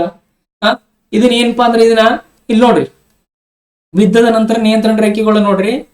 LAC ಅಂದ್ರೆ ಲೈನ್ ಆಫ್ ಆಕ್ಚುಯಲ್ ಕಂಟ್ರೋಲ್ ಅಂತ ಬರ್ತದ. ಆಲ್ರೆಡಿ ಏನಪ್ಪಾ ಅಂದ್ರೆ PC ಎಕ್ಸಾಮ್ ಕೇಳಿದಾನೆ ಇದನ್ನ. LAC ವಿಸ್ತೃತ ರೂಪ ಏನಂತ ಕೇಳಿದಾನ. ಏನ್ ಬರ್ತದ? ಲೈನ್ ಆಫ್ ಆಕ್ಚುಯಲ್ ಕಂಟ್ರೋಲ್ ಅಂತ ಬರ್ತದ. ನೆಕ್ಸ್ಟ್ ಇನ್ನ ಭಾರತ ಮತ್ತು ಪಾಕಿಸ್ತಾನ ಮಧ್ಯೆ ಇರುವ ಗಡಿ ರೇಖೆ ಹೆಸರು ಏನು? ಬ್ರಾಡ್ ಕ್ಲಿಫ್ ಬರ್ತದ. ಏನ್ ಬರ್ತದ? ರಾಡ್ ಕ್ಲಿಫ್ ಬರ್ತದ. ಭಾರತ ಮತ್ತು ಪಾಕಿಸ್ತಾನದ ಮಧ್ಯದಲ್ಲಿರುವ ಗಡಿ ರೇಖೆ ಯಾವ್ದಪ್ಪ ಅಂದ್ರ ರಾಡ್ ಕ್ಲಿಫ್ ರೇಖೆ ಬರ್ತದ. ಯಾವ್ದು ಬರ್ತದ? ರಾಡ್ ಕ್ಲಿಫ್ ರೇಖೆ ಬರ್ತದ. ಇದನ್ನೇನಪ್ಪಾ ಅಂದ್ರ LOC ಅಂತ ಕರೀತಾರ, ಲೈನ್ ಆಫ್ ಕಂಟ್ರೋಲ್ ಅಂತ ಕರೀತಾರ. ಇಲ್ಲಿ ಏನಪ್ಪಾ ಅಂದ್ರ LOC ಅಂದ್ರೆ ಏನಪ್ಪಾ ಅಂದ್ರ ಲೈನ್ ಆಫ್ ಕಂಟ್ರೋಲ್ ಅಂತ ಕರೀತಾರ. ಇನ್ನ ಅಫ್ಘಾನಿಸ್ತಾನ ಮತ್ತು ಭಾರತದ ಮಧ್ಯದಲ್ಲಿ ಇರುವಂತ ಗಡಿ ರೇಖೆ ಯಾವ್ದಪ್ಪ ಅಂದ್ರ ಡ್ಯೂರಾಂಡ್ ಗಡಿ ರೇಖೆ ಬರ್ತದೆ. ಏನ್ ಬರ್ತದ? ಡ್ಯೂರಾಂಡ್ ಗಡಿ ರೇಖೆ ಬರ್ತದ. ಪ್ರಸ್ತುತ ಈ ರೇಖೆ ಏನಪ್ಪಾ ಅಂದ್ರೆ ಇಲ್ಲ. ಇದು ಯಾವ್ದ್ರೊಳಗದಪ್ಪ ಅಂದ್ರ ಪಾಕ್ ಆಕ್ಯುಪೈಡ್ ಕಾಶ್ಮೀರದೊಳಗೆ ಏನಪ್ಪಾ ಅಂದ್ರ ಅದ. ಕೆಲವೊಬ್ರು ಐತ್ ಅಂತಾರ, ಕೆಲವೊಬ್ರು ಇಲ್ಲ ಅಂತಾರ. ಆದ್ರೆ ನೀವು ಏನ್ ಮಾಡ್ರಪ್ಪ ಅಂದ್ರೆ ಪ್ರಶ್ನೆ ಕೇಳ್ತಾನ. ಆಲ್ರೆಡಿ ಏನಪ್ಪಾ ಅಂದ್ರೆ ಎಕ್ಸಾಮ್ ದೊಳಗೆ ಪ್ರಶ್ನೆ ಕೇಳ್ತಾನ. ಮತ್ತೆ ಡ್ಯೂರಾಂಡ್ ರೇಖೆನ ಏನ್ ಮಾಡಿದಾನಪ್ಪ ಅಂದ್ರೆ ಅದನ್ನ ಸರಿ ಅಂತ ಅವರು ಕೀ ಆನ್ಸರ್ ಅನ್ನು ಬಿಟ್ಟಾರ. ಭಾರತ ಮತ್ತು ಅಫ್ಘಾನಿಸ್ತಾನ ಮಧ್ಯದಲ್ಲಿ ಇರುವಂತಹ ಗಡಿ ರೇಖೆ ಯಾವ್ದಂತ ಕೇಳಿದ ಪ್ರಶ್ನೆ ಯಾವ್ದು ಬರ್ತದಪ್ಪ ಅಂದ್ರ ಡ್ಯೂರಾಂಡ್ ರೇಖೆ ಅಂತ ಬರ್ತದೆ. ಇದು ಏನಪ್ಪಾ ಅಂದ್ರ ಗಡಿ ರೇಖೆಗೆ ಸಂಬಂಧಪಟ್ಟಂತ ಮಾಹಿತಿ. ಇದು ಅಂದ್ರೆ ಭಾರತ ಯಾವ ದೇಶದೊಂದಿಗೆ ಯಾವ್ಯಾವ ರೀತಿ ಗಡಿ ರೇಖೆಗಳನ್ನು ಹೊಂದಿದೆ ಅನ್ನೋದನ್ನು ಒಂದ್ ವೇಳೆ ಏನ್ ಮಾಡ್ರಪ್ಪ ಅಂದ್ರೆ ನಿಮ್ಗೆ ಸ್ಕ್ರೀನ್ ಶಾಟ್ ಅನ್ನ ತಗೊಂಡ್ಬಿಡ್ರಿ. ಸ್ಕ್ರೀನ್ ಶಾಟ್ ತಗೊಂಡ್ರಿ ಏನಪ್ಪಾ ಅಂದ್ರೆ ನಿಮ್ಗೆ ವರ್ಲ್ಡ್ ರಿವಿಷನ್ ಟೈಮ್ ದಾಗ ಏನಾಗ್ತದಪ್ಪ ಅಂದ್ರ ಅನುಕೂಲ ಆಗ್ತದ. ನೆಕ್ಸ್ಟ್ ನೋಡ್ರಿ, ಭಾರತದೊಂದಿಗೆ ಜಲಗಡಿಯನ್ನು ಹಂಚಿಕೊಂಡಿರುವ ದೇಶಗಳ ಪಟ್ಟಿ ಅದ. ಯಾವುದು? ಭಾರತದೊಂದಿಗೆ ಜಲಗಡಿಯನ್ನು ಹಂಚಿಕೊಂಡಿರುವ ದೇಶಗಳ ಪಟ್ಟಿ. ನೋಡ್ರಿ, ನಾನ್ ಮೊದಲೇ ಹೇಳಿದೆ ನಿಮಗ, ಭೂಗಡಿಗಳನ್ನು ಹಂಚಿಕೊಂಡಿರುವ ದೇಶಗಳು ಅಂದ್ರೆ 7 ಬರ್ತಾವ. ಜಲಗಡಿಯನ್ನು ಹಂಚಿಕೊಂಡಿರುವ ದೇಶಗಳ ಸಂಖ್ಯೆ ಎಷ್ಟು ಅದ ಅಂದ್ರೆ 7 ಬರ್ತಾವ. ಎಷ್ಟು ಬರ್ತಾವ? 7 ಬರ್ತಾವ. ನೋಡ್ರಿ, ಮೊದಲು ಶ್ರೀಲಂಕಾ. ಶ್ರೀಲಂಕಾ ಏನಪ್ಪಾ ಅಂದ್ರ ಭಾರತದ ದಕ್ಷಿಣ ಭಾಗದಲ್ಲಿ ಅದ. ಶ್ರೀಲಂಕಾ ಇಲ್ಲ ಅದ, ಭಾರತದ ದಕ್ಷಿಣ ಭಾಗದಲ್ಲಿ ಅದ. ಭಾರತ ಮತ್ತು ಶ್ರೀಲಂಕಾವನ್ನು ಬೇರ್ಪಡಿಸುವ ಜಲಸಂಧಿ ಯಾವುದು? ಪಾಕ್ ಜಲಸಂಧಿ ಬರ್ತದ. ನಮಗೆ ಎಕ್ಸಾಮ್ ಒಳಗೆ ಬಹಳ ಕನ್ಫ್ಯೂಸ್ ಆಗ್ತದ. ಕೇಳಿದಾನೆ, ಆಲ್ರೆಡಿ ಪ್ರಶ್ನೆ ಕೇಳಿದಾನೆ. ಏನ್ ಕೇಳಿದಾನಪ್ಪ ಅಂದ್ರ ಪಾಕ್ ಜಲಸಂಧಿಯು ಈ ಕೆಳಗಿನ ಯಾವ 2 ರಾಷ್ಟ್ರಗಳನ್ನ ಬೇರ್ಪಡಿಸುತ್ತದೆ ಅಂತ ಕೇಳೋಣ. ನಮ್ಮ ತಲೆ ಇಲ್ಲಿ ಪಾಕ್ ಬಂದ್ಗನೆ ಪಾಕಿಸ್ತಾನ ಓಡ್ತಿರ್ತದ. ಅದು ಹಂಗೆ ನೋಡ್ರಿ, ಪಾಕ್ ಜಲಸಂಧಿ ಬಂದ್ರ ಪಾಕಿಸ್ತಾನ ಅಲ್ಲ. ನೋಡ್ರಿ, ಪಾಕ್ ಜಲಸಂಧಿ ಯಾವ 2 ರಾಷ್ಟ್ರಗಳನ್ನ ಬೇರ್ಪಡಿಸ್ತದಪ್ಪ ಅಂದ್ರ ಭಾರತ ಮತ್ತು ಪಾಕಿಸ್ತಾನಗಳನ್ನ ಬೇರ್ಪಡಿಸ್ತದ. ಭಾರತ ಮತ್ತು ಶ್ರೀಲಂಕಾವನ್ನು ಬೇರ್ಪಡಿಸುವಂತ ಜಲಸಂಧಿ ಯಾವ್ದಪ್ಪ ಅಂದ್ರ ಪಾಕ್ ಜಲಸಂಧಿ ಬರ್ತದ. ಯಾವ್ದು ಬರ್ತದ? ಪಾಕ್ ಜಲಸಂಧಿ ಬರ್ತದ. ಇಂಪಾರ್ಟೆಂಟ್. ಇಲ್ಲಿ ನೋಡ್ರಿ, ಕೆಳಗಡೆ ಬಾಜು ಒಂದು ಟೇಬಲ್ ಅದ. ಅಲ್ಲಿ ಪ್ರಪಂಚದ ಪ್ರಮುಖ ಜಲಸಂಧಿಗಳನ್ನು ಕೊಟ್ಟಿದ್ದೀನಿ. ಪಾಕ್ ಜಲಸಂಧಿ ಯಾವ್ದಲ್ಲಿ ಬರ್ತದ? ಭಾರತ ಮತ್ತು ಶ್ರೀಲಂಕಾ ಬರ್ತದ. ಜಿಬ್ರಲ್ಟರ್ ಜಲಸಂಧಿಯಲ್ಲಿ ಬರ್ತದ. ಆಫ್ರಿಕಾ ಮತ್ತು ಯುರೋಪ್ ಖಂಡ ಬರ್ತದ. ಬೇರಿಂಗ್ ಜಲಸಂಧಿ ಅಮೆರಿಕ ಮತ್ತು ಏಷ್ಯಾ ಬರ್ತದ. ಆಲ್ರೆಡಿ ಪಿಡು ಎಕ್ಸಾಮ್ ಕೇಳಿದಾನೆ 2017 ಇಂಪಾರ್ಟೆಂಟ್. ಇದು ನೆನಪಿಟ್ಕೋರಿ. ಬೇರಿಂಗ್ ಜಲಸಂಧಿ ಯಾವ 2 ರಾಷ್ಟ್ರಗಳನ್ನ ಬೇರ್ಪಡಿಸ್ತದಪ್ಪ ಅಂದ್ರ ಅಮೆರಿಕ ಮತ್ತು ಏಷ್ಯಾ. ಯಾವುದು? ಅಮೆರಿಕ ಮತ್ತು ಏಷ್ಯಾ ಏನಪ್ಪಾ ಅಂದ್ರೆ ಬೇರ್ಪಡಿಸ್ತದ. ಡೇವಿಸ್ ಜಲಸಂಧಿ ಉತ್ತರ ಅಮೆರಿಕ ಮತ್ತು ಗ್ರೀನ್ಲ್ಯಾಂಡ್. ಡೆನ್ಮಾರ್ಕ್ ಜಲಸಂಧಿ ಏನಪ್ಪಾ ಅಂದ್ರೆ ಗ್ರೀನ್ಲ್ಯಾಂಡ್ ಮತ್ತು ಐಸ್ಲ್ಯಾಂಡ್. ಎಲ್ಲೂ ನೋಡ್ರಿ, ಡೆನ್ಮಾರ್ಕ್ ಬಂತಪ್ಪ ಅಂದ್ರ 2 ಐಲ್ಯಾಂಡ್ ನೆನಪಿಟ್ಕೊಂಡ್ರೆ ಅಂದ್ರೆ ಸಾಕು, ನಿಮಗ ಆರಾಮಾಗಿ ನೆನಪುಳಿತದ. ಒಂದ್ಸಲ ನನ್ನ ಜೊತೆ ರಿಪೀಟ್ ಮಾಡ್ರಿ. ಪಾಕ್ ಜಲಸಂಧಿ ಯಾವ 2 ರಾಷ್ಟ್ರಗಳನ್ನ ಬೇರ್ಪಡಿಸ್ತದಪ್ಪ ಅಂದ್ರ ಭಾರತ ಮತ್ತು ಶ್ರೀಲಂಕಾ. ಯಾವುದು? ಭಾರತ ಮತ್ತು ಶ್ರೀಲಂಕಾ. ಜಿಬ್ರಾಲ್ಟರ್ ಜಲಸಂಧಿ ಆಫ್ರಿಕಾ ಮತ್ತು ಯುರೋಪ. ನೆಕ್ಸ್ಟ್ ಅದೊಂದು ಹೇಳ್ರಿ, 3ನೇದು ಏನ್ ಬರ್ತದ? ಬೇರಿಂಗ್ ಜಲಸಂಧಿ ಬರ್ತದ. ಬೇರಿಂಗ್ ಜಲಸಂಧಿ ಯಾವ 2 ರಾಷ್ಟ್ರಗಳನ್ನ ಬೇರ್ಪಡಿಸ್ತದಪ್ಪ ಅಂದ್ರ ಅಮೆರಿಕ ಮತ್ತು ಏಷ್ಯಾ ಖಂಡ. ಅಮೆರಿಕ ಖಂಡ, ಏಷ್ಯಾ ಖಂಡಗಳನ್ನ ಬೇರ್ಪಡಿಸ್ತದ. ಆಲ್ರೆಡಿ ಪಿಡಿಒಗೆ 2017 ಏನಪ್ಪಾ ಅಂದ್ರೆ ಈ ಪ್ರಶ್ನೆಯನ್ನು ಕೇಳಿದಾನ. ಡೇವಿಸ್ ಜಲಸಂಧಿ ಬರ್ತದ. ಉತ್ತರ ಅಮೆರಿಕ ಮತ್ತು ಗ್ರೀನ್ಲ್ಯಾಂಡ್ ಗಳನ್ನು ಬೇರ್ಪಡಿಸ್ತದ. ಡೆನ್ಮಾರ್ಕ್ ಜಲಸಂಧಿ ಬರ್ತದ. ಗ್ರೀನ್ಲ್ಯಾಂಡ್ ಮತ್ತು ಐಸ್ಲ್ಯಾಂಡ್ ಏನಪ್ಪಾ ಅಂದ್ರೆ ಅದು ಬೇರ್ಪಡಿಸ್ತದ. ಎಲ್ಲ ಜಲಸಂಧಿಗಳೇನಪ್ಪಾ ಅಂದ್ರೆ ಬರ್ಕೊಂಡ್ಬಿಡ್ರಿ ಒಂದ್ಸಲ. ನೆಕ್ಸ್ಟ್ ಈಗ ಶ್ರೀಲಂಕಾ ಆಯ್ತ್ರಿ. ಇಲ್ಲಿ ಪಾಕ್ ಜಲಸಂಧಿ ಕಂಪಲ್ಸರಿ ನೆನಪಿಟ್ಕೋರಿ. ನೆಕ್ಸ್ಟ್ ಮಾಲ್ಡೀವ್ಸ್. ಇದು ಲಕ್ಷದ್ವೀಪದ ಸಮೀಪ ಇರುವ ದ್ವೀಪ ರಾಷ್ಟ್ರವಾಗ್ಯದ. ಮಾಲ್ಡೀವ್ಸ್ ಏನಪ್ಪಾ ಅಂದ್ರೆ ಯಾವ ರೀತಿಗೆ ಬರ್ತದಪ್ಪ ಅಂದ್ರ ಲಕ್ಷದ್ವೀಪದ ಸಮೀಪ ಇರುವಂತ ಒಂದು ದ್ವೀಪ ರಾಷ್ಟ್ರವಾಗ್ಯದ. ನೆಕ್ಸ್ಟ್ ಏನಪ್ಪಾ ಅಂದ್ರೆ ಇಂಡೋನೇಷ್ಯಾ ಬರ್ತದ. ಇದು ಅಂಡಮಾನ್ ಮತ್ತು ನಿಕೋಬಾರ್ ದ್ವೀಪಗಳ ಸಮೀಪ ಇರುವ ಇಂಡೋನೇಷ್ಯಾ ಏನ್ ಮಾಡಿದಪ್ಪ ಅಂದ್ರ ಜಲಗಡಿಯನ್ನು ಹಂಚಿಕೊಂಡದ. ನೆಕ್ಸ್ಟ್ ಥೈಲ್ಯಾಂಡ್ ಬರ್ತದ. ಅಂಡಮಾನ್ ಸಮುದ್ರದಲ್ಲಿ ಭಾರತ ಮತ್ತು ಥೈಲ್ಯಾಂಡ್ ನಡುವೆ ಏನಪ್ಪಾ ಅಂದ್ರ ಜಲಗಡಿ ಅದ. ಭಾರತದ ನಡುವೆ ಮತ್ತು ಥೈಲ್ಯಾಂಡ್ ನಡುವೆ ಎಲ್ಲಿ ಜಲಗಡಿ ಇದಪ್ಪ ಅಂದ್ರ ಅಂಡಮಾನ್ ಮತ್ತು ನಿಕೋಬಾರ್ ಸಮುದ್ರದಲ್ಲಿ. ನೆಕ್ಸ್ಟ್ ಮಯನ್ಮಾರ್ ಬರ್ತದ. ಬಂಗಾಳ ಕೊಲ್ಲಿ ಭಾಗದಲ್ಲಿ ಏನಪ್ಪಾ ಅಂದ್ರ ಈ ದೇಶದೊಂದಿಗೆ ಏನಪ್ಪಾ ಅಂದ್ರ ಅದು ಜಲಗಡಿಯನ್ನು ಹೊಂದ್ಯದ. ನೆಕ್ಸ್ಟ್ ಬಾಂಗ್ಲಾದೇಶ. ಇದು ಬಾಂಗ್ಲಾದೇಶ ಭೂಗಡಿ ಮತ್ತು ಜಲಗಡಿ ಎರಡನ್ನೂ ಏನಪ್ಪಾ ಅಂದ್ರ ಭಾರತದಾಗ ಹಂಚಿಕೊಂಡಾನ. ಬಾಂಗ್ಲಾದೇಶ ಏನ್ ಮಾಡಿದಪ್ಪ ಅಂದ್ರ ಭಾರತದೊಂದಿಗೆ ಭೂಗಡಿನೂ ಹಂಚಿಕೊಂಡದ ಮತ್ತೇನಪ್ಪಾ ಅಂದ್ರ ಜಲಗಡಿ ಎರಡನ್ನೂ ಏನಪ್ಪಾ ಅಂದ್ರ ಹಂಚಿಕೊಂಡದ. ಏನ್ ಮಾಡದ ಎರಡನ್ನೂ ಹಂಚಿಕೊಂಡದ. ನೆಕ್ಸ್ಟ್ ಪಾಕಿಸ್ತಾನ ಬರ್ತದ. ಇದು ಕೂಡ ಏನಪ್ಪಾ ಅಂದ್ರ ಭೂಗಡಿ ಮತ್ತು ಜಲಗಡಿ ಅಂದ್ರ ಅರಬ್ಬಿ ಸಮುದ್ರದಲ್ಲಿ ಏನಾಗಿದಪ್ಪ ಅಂದ್ರ ನಮ್ಮ ಜೊತೆಗೆ ಪಾಕಿಸ್ತಾನದವ್ರು ಏನ್ ಮಾಡಿದಾರಪ್ಪ ಅಂದ್ರ ಜಲಗಡಿ ಮತ್ತು ಭೂಗಡಿ ಎರಡನ್ನ ಏನ್ ಮಾಡಿದಾರಪ್ಪ ಅಂದ್ರ ಅವರು ಹಂಚಿಕೊಂಡಿದ್ದಾರ. ನೋಡ್ರಿ ಸರ, ಈ ಜಲಗಡಿಗಳನ್ನ ನಾವು ಹೆಂಗ್ ನೆನಪಿಡ್ಬೇಕು? ಅದ್ ನೋಡ್ರಿ, ಇಲ್ಲಿ ನೆನಪಿಡುವಂತ ಒಂದ್ ಟ್ರಿಕ್ಸ್ ಅದ, ಬಹಳ ಸಿಂಪಲ್ ಅದ. ಒಂದೊಂದು ವ್ಯಾಖ್ಯೆಗಳನ್ನ ನೀವು ನೆನಪಿಟ್ಬಿಟ್ರೆ ಅಂದ್ರೆ ಸಾಕು, ಇಡೀ ಎಲ್ಲಾ 7 ದೇಶಗಳನ್ನ ಒಂದು ಏನಪ್ಪಾ ಅಂದ್ರೆ ನಾವು ಆರಾಮಾಗಿ ನೆನಪಿಟ್ಕೋಬಹುದು. ನೋಡ್ರಿ, ಮೊದಲ ನಾನು ಸೆಂಟೆನ್ಸ್ ಓದ್ತೀನಿ, ಆಮೇಲೆ ಏನಪ್ಪಾ ಅಂದ್ರೆ ನಿಮ್ಗೆ ಹೇಳ್ತೀನಿ. ನನ್ನ ಮಗನು ಈ ಸಲ ಮೋಜು ಮಾಡುವುದಕ್ಕೆ ಥೈಲ್ಯಾಂಡ್ ಮತ್ತು ಬಾಂಗ್ಲಾದೇಶಕ್ಕೆ ಹೋದಪ್ಪ. ನನ್ನ ಮಗ ಈ ಸಲ ಮೋಜು ಮಾಡುವುದಕ್ಕೆ ಥೈಲ್ಯಾಂಡ್ ಮತ್ತು ಬಾಂಗ್ಲಾದೇಶಕ್ಕೆ ಹೋದಪ್ಪ. ನೋಡ್ರಿ, ಇದನ್ನ ನನ್ನ ಬಿಡ್ರಿ. ಮಗ ಮ ಅಂದ್ರ ಮಯನ್ಮಾರ ಬರ್ತದ, ಈ ಅಂದ್ರ ಇಂಡೋನೇಷ್ಯಾ ಬರ್ತದ, ಶ್ರೀಲಂಕಾ ಬರ್ತದ, ಮೋಜೋ ಮೋ ಅಂದ್ರ ಮಾಲ್ಡೀವ್ಸ್ ಬರ್ತದ. ಮಾಡುವುದಕ್ಕೆ ಎಲ್ಲಿಗೆ ಹೋದವ? ಥೈಲ್ಯಾಂಡ್ ಹೋದ, ಮತ್ತೇನಪ್ಪ ಅಂದ್ರ ಬಾಂಗ್ಲಾದೇಶಕ್ಕೆ ಹೋದಪ್ಪ ಪಾಕಿಸ್ತಾನ ಬರ್ತದೆ. ನೆನಪುಳಿತದಲ್ಲ ಇದು? ನನ್ನ ಮಗನು ಈ ಸಲ ಮೋಜು ಮಾಡುವುದಕ್ಕೆ ಥೈಲ್ಯಾಂಡ್ ಮತ್ತು ಬಾಂಗ್ಲಾದೇಶಕ್ಕೆ ಹೋದಪ್ಪ. ಈ ಒಂದು ಸೆಂಟೆನ್ಸ್ ಅನ್ನು ನೆನಪಿಟ್ಕೊಂಡ್ಬಿಟ್ರೆ ಅಂದ್ರ ಭಾರತದೊಂದಿಗೆ ಜಲಗಡಿ ಹಂಚಿಕೊಂಡಿರುವ 7 ದೇಶಗಳನ್ನ ಏನ್ ಮಾಡ್ಬೋದಪ್ಪ ಅಂದ್ರೆ ನಾವು ನೆನಪಿಡಬಹುದು. ಕನ್ಫ್ಯೂಸ್ ಆಗಂಗಿಲ್ಲ. ಒಮ್ಮೆ ಏನ್ ಮಾಡ್ಬಿಡ್ತಾನಪ್ಪ ಅಂದ್ರ ಭಾರತದ ಈ ಕೆಳಗಿನ ಯಾವ ರಾಷ್ಟ್ರವು ಭೂಗಡಿಯನ್ನು ಮಾತ್ರ ಹಂಚಿಕೊಂಡಿದೆ ಅಂತ ಕೇಳ್ತಾನ. ಪ್ರಶ್ನೆಗಳು ಬರ್ತಿರ್ತಾವ. ಹಾಗಾಗಿ ನೀವ್ ಏನಪ್ಪಾ ಅಂದ್ರ ಕಂಪಲ್ಸರಿ ಏನಪ್ಪಾ ಅಂದ್ರ ನೆನಪಿಟ್ಕೋಬೇಕು. ನೆಕ್ಸ್ಟ್ ನೋಡ್ರಿ, ಭಾರತದೊಂದಿಗೆ ಜಲಗಡಿ ಮತ್ತು ಭೂಗಡಿ ಎರಡನ್ನೂ ಹಂಚಿಕೊಂಡಿರುವ ದೇಶಗಳು. ನೋಡ್ರಿ, ಭಾರತದೊಂದಿಗೆ ಜಲಗಡಿ ಮತ್ತು ಭೂಗಡಿ ಎರಡನ್ನೂ ಹಂಚಿಕೊಂಡಿರುವ ದೇಶಗಳು ಎಷ್ಟು ಬರ್ತಾವಪ್ಪ ಅಂದ್ರ 3 ಬರ್ತಾವ. ಎಷ್ಟು ಬರ್ತಾವ? 3 ಬರ್ತಾವ. ಒಂದನೇದು ಬಾಂಗ್ಲಾದೇಶ, ಇದು ಭೂಗಡಿನ ಹಂಚಿಕೊಂಡದ ಮತ್ತು ಜಲಗಡಿನ ಹಂಚಿಕೊಂಡದ. 2ನೇ ದೇಶ ಪಾಕಿಸ್ತಾನ ಬರ್ತದ. ಇದು ಕೂಡ ಭೂಗಡಿ ಮತ್ತು ಜಲಗಡಿ ಎರಡನೇ ಏನಪ್ಪಾ ಹಂಚಿಕೊಂಡದ. ನೆಕ್ಸ್ಟ್ 3ನೇದು ಬರ್ತದ ಮಯನ್ಮಾರ್. ಇದು ಏನಪ್ಪಾ ಅಂದ್ರೆ ಈಶಾನ್ಯ ರಾಜ್ಯಗಳೊಂದಿಗೆ ಭೂಗಡಿ ಹಂಚಿಕೊಂಡದ. ಅಂಡಮಾನ್ ಸಮುದ್ರದ ಬಳಿ ಏನಪ್ಪಾ ಅಂದ್ರೆ ಜಲಗಡಿ ಹಂಚಿಕೊಂಡದ. ಭಾರತದೊಂದಿಗೆ ಜಲಗಡಿ ಮತ್ತು ಭೂಗಡಿ ಎರಡನ್ನೂ ಹಂಚಿಕೊಂಡಿರುವ ದೇಶಗಳು ಎಷ್ಟಪ್ಪ ಅಂದ್ರ 3 ಬರ್ತಾವ. 1ನೇದು ಬಾಂಗ್ಲಾದೇಶ ಬರ್ತದ, 2ನೇದು ಪಾಕಿಸ್ತಾನ ಬರ್ತದ, 3ನೇದು ಮಯನ್ಮಾರ್ ಬರ್ತದ. ಇನ್ನೇನು ಹೇಳ್ರಿ ನನ್ನ ಜೊತೆ ನೋಡೋಣ. 1ನೇದು ಬಾಂಗ್ಲಾದೇಶ ಬರ್ತದ, 2ನೇದು ಪಾಕಿಸ್ತಾನ ಬರ್ತದ, 3ನೇದು ಏನಪ್ಪಾ ಅಂದ್ರ ಮಯನ್ಮಾರ ಬರ್ತದ. ಇನ್ನ ಭಾರತದೊಂದಿಗೆ ಜಲಗಡಿಯನ್ನು ಮಾತ್ರ ಹೊಂದಿರುವ ದೇಶಗಳು ಮಾಲ್ಡೀವ್ಸ್ ಬರ್ತದೆ. ಯಾವ್ದು ಬರ್ತದ? ಮಾಲ್ಡೀವ್ಸ್ ಮತ್ತು ಏನಪ್ಪಾ ಅಂದ್ರ ಶ್ರೀಲಂಕಾ ಬರ್ತದ. ಇಲ್ಲಿ ತನ ನಾವ್ ಏನ್ ಡಿಸ್ಕಸ್ ಮಾಡಿದ್ವಪ್ಪ ಅಂದ್ರ ಕೇವಲ ಭಾರತದ ಗಡಿಗೆ ಸಂಬಂಧಪಟ್ಟಂತ ಮಾಹಿತಿ ನಿಮ್ಮೊಂದಿಗೆ ಡಿಸ್ಕಸ್ ಮಾಡಿದೆ. ಈಗ ಏನಪ್ಪಾ ಅಂದ್ರ ಭಾರತ ಭೂಸೇನೆಯ ಬಗ್ಗೆ ಏನಪ್ಪಾ ಅಂದ್ರ ಸಂಪೂರ್ಣವಾಗಿ ನಾವ್ ಏನಪ್ಪಾ ಅಂದ್ರ ಸ್ಟಡಿಯನ್ನ ಮಾಡೋಣ. ಭಾರತೀಯ ಸಶಸ್ತ್ರ ಪಡೆಗಳಲ್ಲಿ ದೇಶದ ರಕ್ಷಣೆಯ 3 ಮುಖ್ಯ ವಿಭಾಗಗಳನ್ನು ಹೊಂದಿದ. ಭಾರತದ ಸಶಸ್ತ್ರ ಪಡೆ, ಇಂಡಿಯನ್ ಆರ್ಮ್ಡ್ ಫೋರ್ಸ್ ಏನಿದಲ್ಲ, ದೇಶದ ರಕ್ಷಣೆಗಾಗಿ ಎಷ್ಟು ವಿಭಾಗಗಳನ್ನು ಹೊಂದಿದಪ್ಪ ಅಂದ್ರ 3 ಮುಖ್ಯ ವಿಭಾಗಗಳನ್ನು ಹೊಂದಿದ. ಆ 3 ಮುಖ್ಯ ವಿಭಾಗಗಳು ಯಾವ? ಕ್ಲಾಸ್ ಒಳಗೆ ಪ್ರಾರಂಭದೊಳಗೆ ಹೇಳಿದೆ. 1ನೇದು ಏನಪ್ಪಾ ಅಂದ್ರ ಭೂಸೇನೆ ಬರ್ತದ, 2ನೇದು ನೌಕಾಸೇನೆ ಬರ್ತದ, 3ನೇದು ವಾಯುಸೇನೆ ಬರ್ತದ.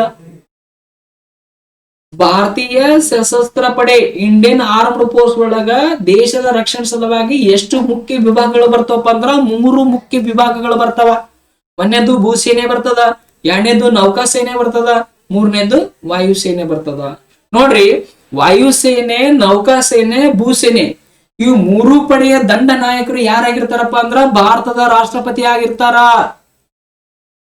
ನೋಡ್ರಿ, ಭೂಸೇನೆ, ನೌಕಾಸೇನೆ, ವಾಯುಸೇನೆಯ 3 ಪಡೆಯ ದಂಡ ನಾಯಕರು ಯಾರಾಗಿರ್ತಾರ ಅಂದ್ರ ರಾಷ್ಟ್ರಪತಿ ಆಗಿರ್ತಾರ.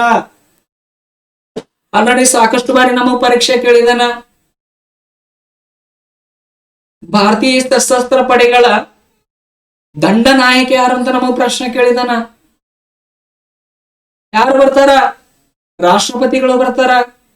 ಭಾರತ ದೇಶದಲ್ಲಿ ಯಾವುದೇ ಒಂದು ವಿಷಯಕ್ಕೆ ಸಂಬಂಧಪಟ್ಟಂತೆ ಯುದ್ಧವನ್ನು ಘೋಷಣೆ ಮಾಡುವುದಾಗಲಿ, ಯುದ್ಧವನ್ನು ನಿಲ್ಲಿಸುವುದಾಗಲಿ, ಶಾಂತಿ ಒಪ್ಪಂದಗಳನ್ನು ಮಾಡುವುದಕ್ಕಾಗಲಿ ಎಲ್ಲೋ ಯಾರ ಕೈ ಒಳಗಿರ್ತದಪ್ಪ ಅಂದ್ರ ರಾಷ್ಟ್ರಪತಿ. ಯುದ್ಧವನ್ನ ಘೋಷಣೆ ಮಾಡೋದಾಗಿರ್ಬೋದು, ಯುದ್ಧವನ್ನ ನಿಲ್ಲಿಸೋದಾಗಿರ್ಬೋದು, ಶಾಂತಿ ಸಂಧಾನ ಮಾಡೋದು, ಈ ಮೂರು ವಿಷಯಗಳು ಯಾರ ಕೈಯಾಗಿರ್ತದಪ್ಪ ಅಂದ್ರ ರಾಷ್ಟ್ರಪತಿಗಳ ಕೈಯಾಗಿರ್ತಾವ. ಯಾರ ಕೈಯಾಗಿರ್ತಾವ? ರಾಷ್ಟ್ರಪತಿಗಳ ಕೈಯಾಗಿರ್ತಾವ. ಬಹಳಷ್ಟು ಇಂಪಾರ್ಟೆಂಟ್ ಆಗ್ತದ ನೋಡ್ರಿ. ಭೂಸೇನೆ, ನೌಕಾಸೇನೆ, ವಾಯುಸೇನೆ ಈ ಮೂರು ಪಡೆಯ ದಂಡ ನಾಯಕ ಯಾರಾಗಿರ್ತಾರಪ್ಪ ಅಂದ್ರ ರಾಷ್ಟ್ರಪತಿಗಳಾಗಿರ್ತಾರ. ಯಾರಾಗಿರ್ತಾರ? ರಾಷ್ಟ್ರಪತಿಗಳಾಗಿರ್ತಾರ. 2001ರಲ್ಲಿ 3 ಘಟಕಗಳ ಸಮನ್ವಯಕ್ಕಾಗಿ ಏನ್ ಮಾಡಿದ್ರಪ್ಪ ಅಂದ್ರ chief of integrated defence staff ಅನ್ನು ಏನ್ ಮಾಡ್ತಾರಪ್ಪ ಅಂದ್ರ ಅಧಿಕಾರಿಯನ್ನು ಹೊಂದದ. ನೆಕ್ಸ್ಟ್ ರಾಷ್ಟ್ರದ ರಕ್ಷಣಾ ಮಂತ್ರಿಯು 3 ಪಡೆಗಳನ್ನ ಏನಪ್ಪಾ ಅಂದ್ರ ಕಾರ್ಯಗಳನ್ನ ಏನಪ್ಪಾ ಅಂದ್ರ ಅವರು ಸಂಘಟಿಸ್ತಾರೆ. ಇನ್ನ ನೋಡ್ರಿ 2019 ಆಗಸ್ಟ್ 15ಕ್ಕ ನರೇಂದ್ರ ಮೋದಿ ಅವರು ಏನ್ ಮಾಡ್ತಾರಪ್ಪ ಅಂದ್ರ ಸ್ವಾತಂತ್ರ್ಯ ದಿನಾಚರಣೆ ಭಾಷಣದ ಸಂದರ್ಭದಲ್ಲಿ ಏನಪ್ಪಾ ಅಂದ್ರ ಒಂದು ಪೋಸ್ಟ್ ಅನ್ನು ಏನಪ್ಪಾ ಅಂದ್ರ ಡಿಕ್ಲೇರ್ ಮಾಡ್ತಾರೆ. ಚೀಫ್ ಆಫ್ ಡಿಫೆನ್ಸ್ ಸ್ಟಾಫ್ ಅಂತದು. ಏನದು? Chief of defence staff, CDS ಏನಪ್ಪಾ ಅಂದ್ರ ಘೋಷಣೆ ಮಾಡ್ತಾರ. ನೋಡ್ರಿ, ಕೆಲವೊಮ್ಮೆ ಏನಪ್ಪಾ ಅಂದ್ರೆ ಎಕ್ಸಾಮ್ ಒಳಗೆ ಏನಪ್ಪಾ ಅಂದ್ರೆ ಕೇಳ್ಬೋದು, CDS ವಿಸ್ತೃತ ರೂಪ ಏನು? ಅಬ್ರಿವೇಶನ್ ನಮ್ಮ ಸಿಲೆಬಸ್ ಅದು ಕೇಳ್ಬೋದಲ್ಲ. CDS ವಿಸ್ತೃತ ರೂಪ ಏನಂತ ಪ್ರಶ್ನೆ ಕೇಳ್ಬೋದು ನಮಗ. ಏನ್ ಬರ್ತದ? ಚೀಫ್ ಆಫ್ ಡಿಫೆನ್ಸ್ ಸ್ಟಾಫ್ ಅಂತ ಬರ್ತದ. ಏನ್ ಬರ್ತದ? Chief of defence staff. ನನ್ ಜೊತೆ ಒಂದ್ಸಲ ಅನ್ರಿ ನೀವು. ಅಂತಂದ್ರೆ ಏನಾಗ್ತದಪ್ಪ ಅಂದ್ರೆ ನಿಮಗ ಬಹಳಷ್ಟು ನೆನಪು ಉಳಿತದ. Chief of defence staff. Narendra Modi ಈ ಪೋಸ್ಟ್ ಅನ್ನ ಅಂದ್ರೆ ಆರ್ಮಿಗೆ ಸಂಬಂಧಪಟ್ಟಂತೆ ಈ ಪೋಸ್ಟ್ ಅನ್ನು ಯಾವಾಗ ಡಿಕ್ಲೇರ್ ಮಾಡಿದ್ರಪ್ಪ ಅಂದ್ರ ಆಗಸ್ಟ್ 15, 2019. ಯಾವಾಗ ಘೋಷಣೆ ಮಾಡಿದ್ರು? ಆಗಸ್ಟ್ 15, 2019ರಲ್ಲಿ ಏನಪ್ಪ ಅಂದ್ರೆ ಏನೋ ಘೋಷಣೆ ಮಾಡ್ತಾರ. ನೆಕ್ಸ್ಟ್ ನೋಡ್ರಿ, ಇಲ್ಲಿ ಪಾಯಿಂಟ್ ಇಂಪಾರ್ಟೆಂಟ್ ಅದ. ಆಲ್ರೆಡಿ ಏನಪ್ಪ ಅಂದ್ರ ಪರೀಕ್ಷೆಗೆ ಬಂದಿದೆ ನಮಗ. ಕರೆಂಟ್ ಅಫೇರ್ಸ್ ಬೇಸ್ಡ್ ಪ್ರಶ್ನೆಗಳು ಬಂದಿದೆ ಇದು. ನರಲ್ ಬಿಪಿನ್ ರಾವತ್ ಅವರು ಭಾರತದ ಮೊಟ್ಟ ಮೊದಲ ಚೀಫ್ ಆಫ್ ಡಿಫೆನ್ಸ್ ಸ್ಟಾಫ್ ಆಗಿದ್ದರು. ನೋಡ್ರಿ, ಭಾರತದ ಮೊಟ್ಟ ಮೊದಲ ಚೀಫ್ ಆಫ್ ಡಿಫೆನ್ಸ್ ಸ್ಟಾಫ್ ಯಾರಾಗಿದ್ರಪ್ಪ ಅಂದ್ರ ಬಿಪಿನ್ ರಾವತ್ ಆಗಿದ್ರು. ಯಾರಾಗಿದ್ರು? ಬಿಪಿನ್ ರಾವತ್. ನರಲ್ ಬಿಪಿನ್ ರಾವತ್ ಅಂದ್ರೆ ಏನಪ್ಪಾ ಅಂದ್ರ ಭಾರತ ದೇಶದ ಮೊಟ್ಟ ಮೊದಲ ಚೀಫ್ ಆಫ್ ಡಿಫೆನ್ಸ್ ಸ್ಟಾಫ್. ಕೇಳ್ತಾನೆ ನಮ್ಮ ಪರೀಕ್ಷೆ, ಭಾರತ ದೇಶದ ಮೊಟ್ಟ ಮೊದಲ ಚೀಫ್ ಆಫ್ ಡಿಫೆನ್ಸ್ ಸ್ಟಾಫ್ ಯಾರಾಗಿದ್ರು ಅಂತ ಪ್ರಶ್ನೆ ಕೇಳ್ತಾನ. ಯಾಕಂದ್ರೆ ಇವತ್ತು ಮೊದಲನೇ ವ್ಯಕ್ತಿ GK ಒಳಗ್ ಪ್ರಶ್ನೆಗಳು ಇದೇ ರೀತಿ ಏನಪ್ಪಾ ಅಂದ್ರೆ ಇಂಥ ಪ್ರಶ್ನೆಗಳನ್ನ ಕೇಳ್ತಾನೆ GK ಪೇಪರ್ ನಮಗ. ಇವರು ತಮ್ಮ ಅಧಿಕಾರವನ್ನು ಯಾವಾಗ ಸ್ವೀಕಾರ ಮಾಡ್ತಾರಪ್ಪ ಅಂದ್ರ ಜನವರಿ 1, 2020. ಬಿಪಿನ್ ರಾವತ್ ಅವರು ದೇಶದ ಮೊಟ್ಟ ಮೊದಲ ಚೀಫ್ ಆಫ್ ಡಿಫೆನ್ಸ್ ಸ್ಟಾಫ್ ಆಗಿ ಯಾವಾಗ ಅಧಿಕಾರ ಸ್ವೀಕಾರ ಮಾಡ್ತಾರಪ್ಪ ಅಂದ್ರ ಜನವರಿ 1, 2020 ತಮ್ಮ ಅಧಿಕಾರವನ್ನು ವಹಿಸ್ಕೊತಾರ. ಏನ್ ದುರದೃಷ್ಟವಶತಪ್ಪ ಅಂದ್ರೆ 2021 ಡಿಸೆಂಬರ್ನಲ್ಲಿ ಏನಪ್ಪಾ ಅಂದ್ರ ಒಂದು ಹೆಲಿಕಾಪ್ಟರ್ ಕ್ರಾಶ್ ಒಳಗೆ ಏನಪ್ಪಾ ಅಂದ್ರ ಅವರು ನಿಧನರಾಗ್ತಾರೆ. ಅದು ಎಲ್ಲಿ ಹೆಲಿಕಾಪ್ಟರ್ ಕ್ರಾಶ್ ಎಲ್ಲಿ ಆಗ್ತದಪ್ಪ ಅಂದ್ರ ತಮಿಳುನಾಡಿನ ವೆಲ್ಲಿಂಗ್ಟನ್ ನಲ್ಲಿ ಏನಪ್ಪಾ ಅಂದ್ರೆ ಒಂದು ಸಮಾರಂಭಕ್ಕೂ ಅಂದ್ರೆ ಒಂದು ಸಮಾವೇಶಕ್ಕೂ ಏನಪ್ಪಾ ಅಂದ್ರೆ ಹೋಗಿ ಬರ್ತಿರ್ತಾರ. ಅಲ್ಲಿ ಏನಪ್ಪಾ ಅಂದ್ರ ಬರುವಂತ ಸಂದರ್ಭಗಳಿಗೆ ಏನಪ್ಪಾ ಅಂದ್ರ ಹೆಲಿಕಾಪ್ಟರ್ ಅಪಘಾತ ಆಗ್ತದ. ಅವ್ರೊಳಗೆ ಏನಾಗ್ತಾರಪ್ಪ ಅಂದ್ರ ಅವರು ನಿಧನರಾಗ್ತಾರ.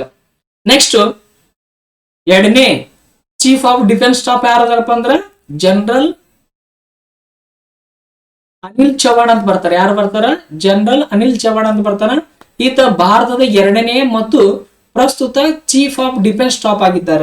ನೋಡಿದ್ರ ಒಳ್ಳೆ ನಿಮ್ಮ ಕರೆಂಟ್ ಅಫೇರ್ಸ್ ಏನಪ್ಪಾ ಅಂದ್ರೆ ಕವರ್ ಆಗ್ತದ. ನೆಕ್ಸ್ಟ್ ಏನಪ್ಪಾ ಅಂದ್ರ GK ಏನಪ್ಪಾ ಅಂದ್ರೆ ಕವರ್ ಆಗ್ತದ.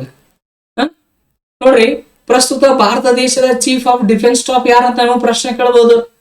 ಯಾರು ಬರ್ತಾರ? ಜನರಲ್ ಅನಿಲ್ ಚೌಹಾಣ್ ಬರ್ತಾನ. ಭಾರತ ದೇಶದ 2ನೇ ಚೀಫ್ ಆಫ್ ಡಿಫೆನ್ಸ್ ಸ್ಟಾಫ್ ಯಾರು ಅಂತ ಕೇಳಿದಾಗ ಏನ್ ಮಾಡ್ಬೇಕು ನಾವು? ಜನರಲ್ ಅನಿಲ್ ಚೌಹಾಣ್. ನೋಡ್ರಿ, ದೇಶದ ಮೊಟ್ಟ ಮೊದಲ ಚೀಫ್ ಆಫ್ ಡಿಫೆನ್ಸ್ ಸ್ಟಾಫ್ ಯಾರು? ಬಿಪಿನ್ ರಾವತ್ ಬರ್ತಾನೆ. ಇಂಪಾರ್ಟೆಂಟ್ ಇದ್ದ ಎಕ್ಸಾಮ್ ಏತನ ಹೆಸರನ್ನ ಏನ್ ಮಾಡ್ರಿ ನೀವು ನೆನಪಿನಲ್ಲಿ ಇಟ್ಕೋರಿ. ನೆಕ್ಸ್ಟ್ ನೋಡ್ರಿ, ಭಾರತದ ಪ್ರಸ್ತುತ ರಕ್ಷಣಾ ಸಚಿವರು ಯಾರದಾರ? ಶ್ರೀ ರಾಜನಾಥ್ ಸಿಂಗ್ ಅದ. ಭಾರತದ ಪ್ರಸ್ತುತ ರಕ್ಷಣಾ ಸಚಿವರು ಯಾರಪ್ಪ ಅಂದ್ರ ಶ್ರೀ ರಾಜನಾಥ್ ಸಿಂಗ್ ಅದಾರ. ಇನ್ನ ಭಾರತ ದೇಶದ ಪ್ರಸ್ತುತ ರಕ್ಷಣಾ ಕಾರ್ಯದರ್ಶಿ ಯಾರದಾರ ಅಂದ್ರ ರಾಜೇಶ್ ಕುಮಾರ್ ಸಿಂಗ್ ಅದಾರ. ಬಹಳಷ್ಟು ಇಂಪಾರ್ಟೆಂಟ್ ಇವ. ನಮಗ ಪರೀಕ್ಷೆ ಒಳಗೆ ಕರೆಂಟ್ ಅಫೇರ್ಸ್ ಬೇಸ್ಡ್ ಏನಪ್ಪಾ ಅಂದ್ರೆ ಇಂಥ ಕ್ವಶನ್ಸ್ ಗಳು ಬರ್ತಾವ. ಬಹಳ ಸಿಂಪಲ್ ಆಗಿ ಕೇಳಿರ್ತಾನ. ಆದ್ರೂ ಏನಾಗ್ತದಪ್ಪ ಅಂದ್ರೆ ಎಕ್ಸಾಮ್ ಹಾಲ್ ಒಳಗೆ ಹೋಗುವಂತ ನಮ್ಗೆ ಕನ್ಫ್ಯೂಸ್ ಆಗ್ತಿರ್ತದ. ಭಾರತದ ಪ್ರಸ್ತುತ ರಕ್ಷಣಾ ಮಂತ್ರಿ ಯಾರದಾರಪ್ಪ ಅಂದ್ರ ಶ್ರೀ ರಾಜನಾಥ್ ಸಿಂಗ್ ಅದಾರ. ಯಾರದಾರ? ಶ್ರೀ ರಾಜನಾಥ್ ಸಿಂಗ್ ಅದಾರ. ಇದು ಏನಪ್ಪಾ ಅಂದ್ರೆ ಆಲ್ಮೋಸ್ಟ್ ಆಲ್ ಮಂದಿ ಓದ್ಕೊಂಡಿರ್ತೀವಿ, ನೆನಪಿರ್ತದ. ಆದ್ರ ಆರ್ಮಿ ಆರ್ಮಿ ಒಳಗ ರಕ್ಷಣಾ ಕಾರ್ಯದರ್ಶಿ ಯಾರದಪ್ಪ ಅಂದ್ರ ರಾಜೇಶ್ ಕುಮಾರ್ ಅದಾರ. ಯಾರದಾರ? ರಾಜೇಶ್ ಕುಮಾರ್ ಸಿಂಗ್ ಅವ್ರ ಏನಪ್ಪಾ ಅಂದ್ರ ಅದಾರ. ನೆಕ್ಸ್ಟ್ ಭಾರತೀಯ ಭೂಸೇನೆಯ ಬಗ್ಗೆ ಮಾಹಿತಿ ನೋಡ್ರಿ. ಭೂಸೇನೆಯು ಭಾರತೀಯ ಸಶಸ್ತ್ರ ಪಡೆಗಳಲ್ಲಿ ಅತಿ ದೊಡ್ಡದಾಗ್ಯದ. ಏನಾಗ್ಯದ? ಭಾರತೀಯ ಸಶಸ್ತ್ರ ಪಡೆಗಳಲ್ಲಿ ಅತಿ ದೊಡ್ಡದಾದ ವಿಭಾಗ ಯಾವ್ದಪ್ಪ ಅಂದ್ರ ಭೂಸೇನೆ ಬರ್ತದ. ನೌಕಾಸೇನೆ ವಾಯುಸೇನೆಕ್ಕಿಂತ ದೊಡ್ಡದಾಗ್ಯದ ಭೂಸೇನೆ. ನೋಡ್ರಿ, ಈ ಭೂಸೇನೆ ಏನಪ್ಪಾ ಅಂದ್ರ ವಿಶ್ವದ ಅತಿ ದೊಡ್ಡ ಏನಪ್ಪಾ ಅಂದ್ರ ಭಾರತದ ಭೂಸೇನೆ ಆಗ್ಯದ. ಮೊದಲು ಯಾವ್ದು ಬರ್ತದಪ್ಪ ಅಂದ್ರ ಚೀನಾ ಬರ್ತದ. ವಿಶ್ವದ 2ನೇ ಅತಿ ದೊಡ್ಡ ಭೂಸೇನೆ ಯಾವ್ದ ಬರ್ತದಂತಂದ್ರ ಭಾರತ ಬರ್ತದ. ಪ್ರಪಂಚದಲ್ಲಿ ಅತಿ ದೊಡ್ಡದಾದ ಅಥವಾ 2ನೇ ಭೂಸೇನೆ ಯಾವ್ದಪ್ಪ ಅಂದ್ರ ಭಾರತ ಬರ್ತದ. ಮೊದಲು ಏನಪ್ಪಾ ಅಂದ್ರ ಚೀನಾ ದೇಶ ಬರ್ತದ. ಮೊದಲು ಯಾವ್ದು ಬರ್ತದ? ಚೀನಾ ಬರ್ತದ. 2ನೇ ದೇಶದಪ್ಪ ಅಂದ್ರ ಭಾರತ ಬರ್ತದ. ಯಾವ್ದು ಬರ್ತದ? ಭಾರತ ಬರ್ತದ. ನೋಡ್ರಿ, ಇದು ಭೂಮಿ ಮೇಲೆ ಯುದ್ಧ ಮಾಡುವುದು ಮತ್ತು ಗಡಿ ರಕ್ಷಣೆ ಮಾಡುವುದು ಜವಾಬ್ದಾರಿ ಆಗದ. ಭೂಸೇನೆ ಏನ್ ಮಾಡ್ತದಪ್ಪ ಅಂದ್ರ ನಮ್ಮ ದೇಶದಲ್ಲಿ ಯಾರಾದ್ರೂ ಹೊರಗಲಿಂದ ಒಳಗಡೆ ಯಾರಾದ್ರೂ ಬಂದ್ರಂದ್ರ, ದಾಳಿ ಮಾಡಿದ್ರಂದ್ರ ಅವರ ವಿರುದ್ಧ ಏನ್ ಮಾಡ್ತದಪ್ಪ ಅಂದ್ರೆ ಯುದ್ಧ ಮಾಡ್ತದ. ಯುದ್ಧ ಮಾಡೋದ್ರ ಮೂಲಕ ಏನಪ್ಪಾ ಅಂದ್ರ ನಮ್ಮ ಗಡಿಯನ್ನ ಏನ್ ಮಾಡ್ತದಪ್ಪ ಅಂದ್ರ ರಕ್ಷಣೆ ಮಾಡ್ತದ. ಏನ್ ಮಾಡ್ತದ? ಗಡಿಯನ್ನ ರಕ್ಷಣೆ ಮಾಡ್ತದ. ಭೂಸೇನೆಯ ಮುಖ್ಯಸ್ಥರನ್ನ ಏನಂತ ಕರೀತಾರ? ಜನರಲ್ ಅಂತ ಕರೀತಾರ. ಆಲ್ರೆಡಿ ರೈಲ್ವೆ ಎಕ್ಸಾಮ್ ಬಂದಿದೆ, ಇದು RRB ಎಕ್ಸಾಮ್ ಕೇಳಿದಾನ. ಭೂಸೇನೆಯ ಮುಖ್ಯಸ್ಥರನ್ನ ಏನಂತ ಕರೀತಾರ? ಜನರಲ್ ಅಂತ ಕರೀತಾರ. ಇನ್ನ ಕನ್ನಡದಾಗ ಏನಂತ ಕರೀತಾರ? ದಂಡ ನಾಯಕ ಅಂತ ಕರೀತಾರ. ಮಹಾದಂಡ ನಾಯಕ ಅಂತ ಕರೀತಾರ. ನೋಡ್ರಿ, ಭೂಸೇನೆಯ ಮುಖ್ಯಸ್ಥರನ್ನ ಏನಂತ ಕರೀತಾರಪ್ಪ ಅಂದ್ರ ಜನರಲ್ ಅಂತ ಕರೀತಾರ. ನಿಮ್ GPSR ಪರೀಕ್ಷೆಗೆ ಪೇಪರ್ 2 ಆಗಿರ್ಬೋದು, GK ಪೇಪರ್ ಆಗಿದ್ದು ಬಹಳಷ್ಟು ಇಂಪಾರ್ಟೆಂಟ್ ಆಗ್ತದ. ನಮ್ಗೆ ಸಿಲೆಬಸ್ ಅದ. ಇದು ಪೇಪರ್ 2 ಅದ, ಪೇಪರ್ 1 ಅದ. ಭೂಸೇನೆಯ ಮುಖ್ಯಸ್ಥರಿಗೆ ಏನಂತ ಕರೀತಾರಪ್ಪ ಅಂದ್ರ ಜನರಲ್, ದಂಡನಾಯಕ, ಮಹಾದಂಡನಾಯಕ ಅಂತ ಏನಪ್ಪಾ ಅಂದ್ರ ಕರೀತಾರ. ನೋಡ್ರಿ, ಈ ಭೂಸೇನೆಪ್ಪ ಅಂದ್ರ ಪದಾತಿ ದಳ, ಅಶ್ವದಳ, ಟ್ಯಾಂಕ್ಗಳು, ಪಿರಂಗಿ ದಳ, ಒಂಟೆ ದಳಗಳನ್ನು ಒಳಗೊಂಡದ. ಇದೇನ್ ಒಳಗಪ್ಪ ಅಂದ್ರ ಒಂಟೆ ದಳಗಳನ್ನ ಏನಪ್ಪಾ ಅಂದ್ರ ಒಳಗೊಂಡದ. ಇದು ದೇಹವಾಕ್ಯ ಏನ್ ಬರ್ತದಪ್ಪ ಅಂದ್ರ ಸೇವಾ ಪರಮೋ ಧರ್ಮ ಅಂತ ಬರ್ತದ. ಭೂಸೇನೆಯ ದೇಹವಾಕ್ಯ ಏನ್ ಬರ್ತದಪ್ಪ ಅಂದ್ರ ಸೇವಾ ಪರಮೋ ಧರ್ಮ ಅಂತ ಏನಪ್ಪಾ ಅಂದ್ರ ಬರ್ತದ. ಸೇವೆ ಪರಮ ಧರ್ಮ ಅಂತ ಏನಪ್ಪಾ ಅಂದ್ರ ಅರ್ಥವನ್ನು ಕೊಡ್ತದ.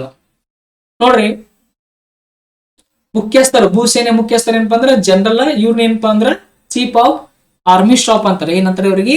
ಚೀಫ್ ಆಫ್ ಆರ್ಮಿ ಸ್ಟಾಫ್ ಅಂತ ಏನಪ್ಪಾ ಅಂದ್ರ ಕರೀತಾರೆ. ನೆಕ್ಸ್ಟ್ ನೋಡ್ರಿ, ಮುಖ್ಯ ಕಾರ್ಯ. ಭೂಸೇನೆಯ ಮುಖ್ಯ ಕಾರ್ಯಗಳು ಏನೇನದ ನೋಡ್ರಿ. ಶತ್ರುಗಳ ಆಕ್ರಮಣದಿಂದ ಭೂಗಡಿಗಳನ್ನು ರಕ್ಷಿಸುವುದು, ಆಂತರಿಕ ಭದ್ರತೆ ಮತ್ತು ಪ್ರಕೃತಿ ವಿಕೋಪದ ಸಮಯದಲ್ಲಿ ನಾಗರಿಕರ ಸಹಾಯ ಮಾಡುದು. ನೋಡ್ರಿ, ಭೂಸೇನೆಯ ಕಾರ್ಯಗಳು ಯಾವ ಬರ್ತಂದ್ರ ಒಂದು ಶತ್ರುಗಳ ಆಕ್ರಮಣದಿಂದ ಭೂಗಡಿಯನ್ನು ರಕ್ಷಿಸುವುದು, ಎರಡನೇದು ಆಂತರಿಕ ಭದ್ರತೆಯನ್ನು ಕಾಪಾಡುದು, ಪ್ರಕೃತಿ ವಿಕೋಪಗಳು ಏನಾದ್ರು ಸಂಬಂಧಪಟ್ಟು ಅಂದ್ರ ದೇಶದ ನಾಗರಿಕರಿಗೆ ಏನ್ ಮಾಡುದಪ್ಪ ಅಂದ್ರ ಸಹಾಯವನ್ನು ಮಾಡುದು. ಇದರ ಪ್ರಧಾನ ಕಚೇರಿ ಎಲ್ಲಿ ಇರ್ತದಪ್ಪ ಅಂದ್ರ ನವದೆಹಲಿ. ಭೂಸೇನೆಯ ಪ್ರಧಾನ ಕಚೇರಿ ಎಲ್ಲಿ ಇರ್ತದಪ್ಪ ಅಂದ್ರ ನವದೆಹಲಿ. ಇನ್ನೊಂದು ಇಂಪಾರ್ಟೆಂಟ್ ನೆನ್ಪಿಟ್ಕೋರಿ, ವಾಯುಸೇನೆ, ನೌಕಾಸೇನೆ, ಭೂಸೇನೆ ಇವು 3 ಪಡೆಗಳ ಪ್ರಧಾನ ಕಚೇರಿಯಲ್ಲಿ ಅದಪ್ಪ ಅಂದ್ರೆ ನವದೆಹಲಿಯಲ್ಲಿ ಅದ. 3 ವಿಷಯ ಏನಪ್ಪಾ ಅಂದ್ರೆ ನೆನಪಿಟ್ಕೊಂಡ್ಬಿಟ್ರಿ. ನೋಡ್ರಿ, ಭೂಸೇನೆಯ ಮೊದಲ ದಂಡ ನಾಯಕ ಯಾರಪ್ಪ ಅಂದ್ರ KM ಕಾರ್ಯಪ್ಪ ಬರ್ತಾರೆ. ಭೂಸೇನೆಯ ಮೊಟ್ಟ ಮೊದಲ ದಂಡ ನಾಯಕ ಜನರಲ್ ಯಾರಪ್ಪ ಅಂದ್ರ KM ಕಾರ್ಯಪ್ಪ ಬರ್ತಾರೆ. ಯಾರು ಬರ್ತಾರ? KM ಕಾರ್ಯಪ್ಪ ಬರ್ತಾರ. ಪ್ರಸ್ತುತ ಭೂಸೇನೆಯ ದಂಡ ನಾಯಕ ಅಥವಾ ಜನರಲ್ ಯಾರದಪ್ಪ ಅಂದ್ರ ಉಪೇಂದ್ರ ದ್ವಿವೇದಿ ಅದರ. ಯಾರದಾರ? ಉಪೇಂದ್ರ ದ್ವಿವೇದಿ ಅದರ. ಇವ್ರು ಎಷ್ಟನೇದವರಪ್ಪ ಅಂದ್ರ 30ನೇ ವ್ಯಕ್ತಿ. ಎಷ್ಟನೇದವ್ರು ಇವರು? 30ನೇದವರು ಅಂದ್ರ 30ನೇದು. ಅಂದ್ರ ನಮ್ಗೆ ಕೇಳಬಹುದು ಎಕ್ಸಾಮ್ 30ನೇ ಚೀಫ್ ಆಫ್ ಆರ್ಮಿ ಸ್ಟಾಫ್ ಯಾರಂತ ನಮಗ್ ಪ್ರಶ್ನೆ ಕೇಳಬಹುದು. ಯಾರು ಬರ್ತಾರಪ್ಪ ಅಂದ್ರ ಉಪೇಂದ್ರ ದ್ವಿವೇದಿ ಬರ್ತಾರ. ಯಾರು ಬರ್ತಾರ? ಉಪೇಂದ್ರ ದ್ವಿವೇದಿ ಬರ್ತಾರ. ನಿಮ್ಗೆ ಹೆಂಗ ಹೆಸರು ನೆನಪಿಳಿಲಿಲ್ಲ ಅಂದ್ರ ಉಪೇಂದ್ರ ಅಂತ ಒಂದ್ ಹೆಸರು ನೆನಪಿಟ್ಕೊಂಡ್ಬಿಡ್ರಿ. ಪ್ರಸ್ತುತ ಭೂಸೇನೆಯ ದಂಡ ನಾಯಕ ಅಂತ ಯಾರಂತ ಉಪೇಂದ್ರನ ಹೆಸರು ನೆನಪಿಟ್ಕೊಂಡ್ರೆ ಆಪ್ಷನ್ಸ್ ಒಳಗೆ ಆಟೋಮೆಟಿಕ್ ಏನಾಗ್ತದಪ್ಪ ಅಂದ್ರೆ ನಿಮಗೆ ಗೊತ್ತಾಗ್ಬಿಡ್ತದ. ನೆಕ್ಸ್ಟ್ ನೋಡ್ರಿ, ಭೂಸೇನೆ ಇತಿಹಾಸ. ಭಾರತದ ಭೂಸೇನೆಯನ್ನು ಯಾವಾಗ ಸ್ಥಾಪನೆ ಮಾಡಿದ್ರೆ ಅದ್ರ ಇತಿಹಾಸ ಒಂದ್ ಸ್ವಲ್ಪ ಏನಪ್ಪಾ ಅಂದ್ರೆ ತಿಳ್ಕೊಂಡು ನೋಡ್ರಿ. ಭಾರತದ ಭೂಸೇನೆಯನ್ನು ಏಪ್ರಿಲ್ 1, 1895 ಬ್ರಿಟಿಷರ ಆಳ್ವಿಕೆಯಲ್ಲಿ ಸ್ಥಾಪನೆ ಮಾಡಲಾಗ್ತದ. ಭಾರತೀಯ ಭೂಸೇನೆಯನ್ನು ಯಾವ ವರ್ಷ ಸ್ಥಾಪನೆ ಮಾಡಲಾಗ್ತದ ಅಂದ್ರೆ ಏಪ್ರಿಲ್ 1, 1895 ಅಧಿಕೃತವಾಗಿ ಸ್ಥಾಪನೆ ಮಾಡ್ತಾರ. ಯಾರು ಸ್ಥಾಪನೆ ಮಾಡ್ತಾರ? ಬ್ರಿಟಿಷರು ಸ್ಥಾಪನೆ ಮಾಡ್ತಾರ. ಯಾರು ಮಾಡ್ತಾರ? ಬ್ರಿಟಿಷರ್ ಏನಪ್ಪಾ ಅಂದ್ರ ಸ್ಥಾಪನೆ ಮಾಡ್ತಾರ.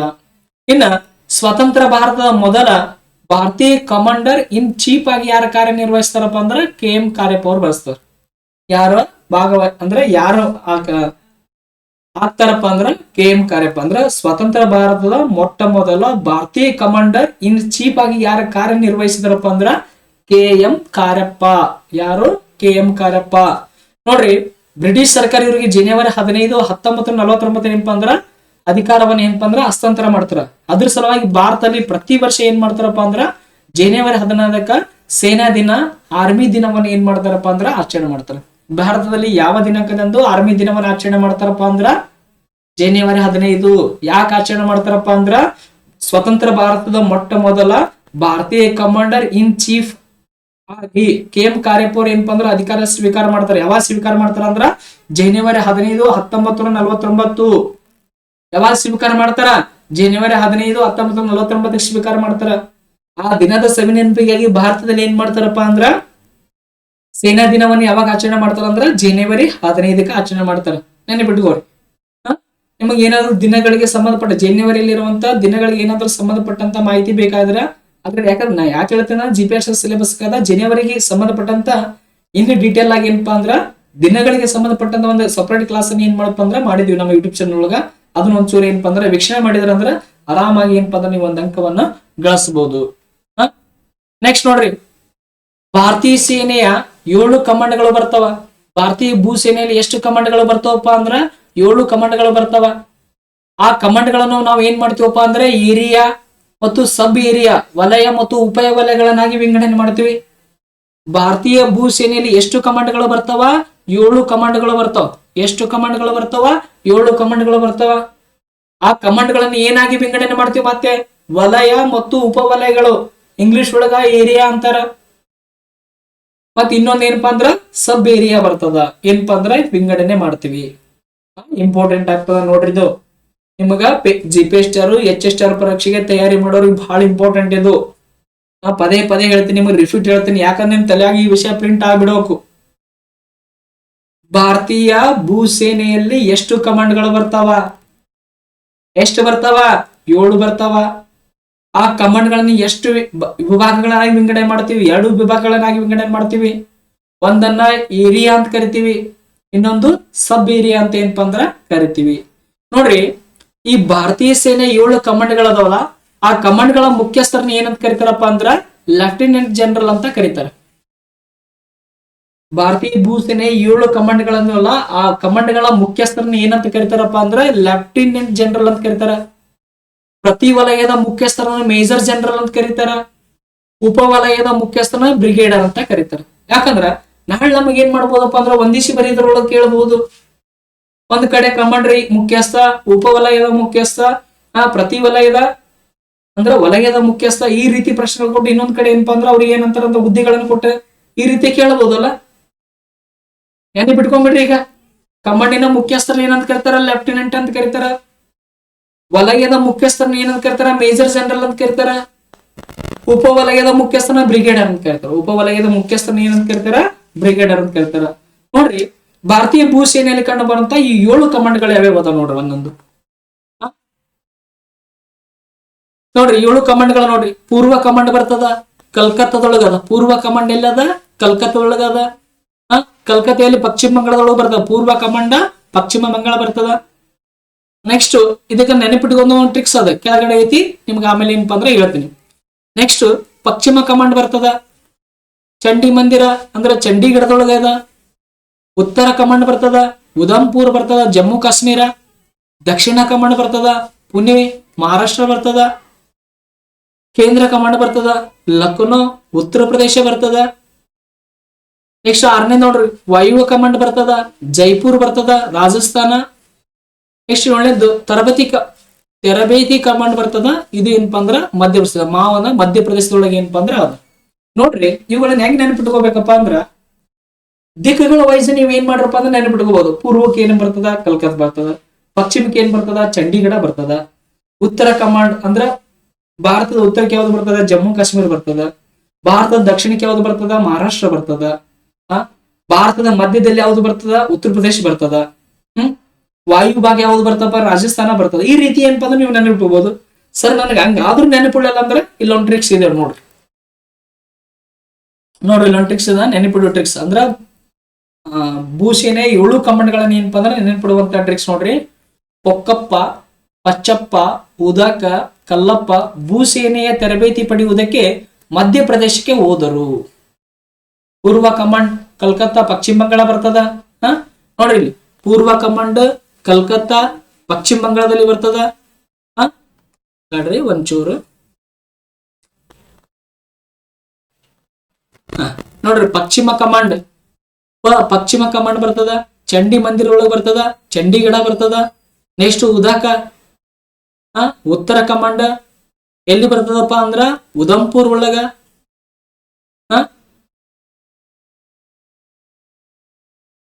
ನೆಕ್ಸ್ಟ್ ಕಾಶ್ಮೀರ ಬರ್ತದ.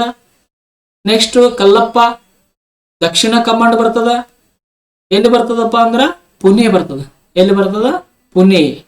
ನೆಕ್ಸ್ಟ್ ಭೂಸೇನೆಯ ತರಬೇತಿ ಪಡೆಯೋದಕ್ಕೆ ಎಲ್ಲಿ ಹೋದ್ರಪ್ಪ ಅಂದ್ರ ಮಧ್ಯಪ್ರದೇಶ. ತರಬೇತಿ ಕೇಂದ್ರ ಎಲ್ಲಿ ಬರ್ತದಪ್ಪ ಅಂದ್ರ ಮಧ್ಯಪ್ರದೇಶದೊಳಗ. ಮಧ್ಯಪ್ರದೇಶದ ಮಾವಲ್ಲಿ ಅಂದ್ರ ಬರ್ತದ. ಬಹಳ ಸಿಂಪಲ್ ಆಗಿ ನೆನಪಿಡ್ರಿ.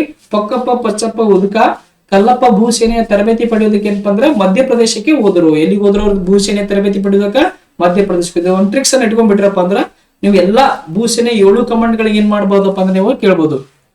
ನಮ್ಗೆ ಆಲ್ರೆಡಿ ಏನಪ್ಪಾ ಅಂದ್ರೆ GPS ಒಳಗೆ ಏನಪ್ಪಾ ಅಂದ್ರ ವಾಯುಸೇನೆಯ ಮತ್ತು ನೌಕಾಸೇನೆಯ ಕಮಾಂಡ್ ಗಳ ಬಗ್ಗೆ ಆಲ್ರೆಡಿ ಏನಪ್ಪಾ ಅಂದ್ರೆ ಪ್ರಶ್ನೆಗಳು ಬಂದಿದ್ದಾವ.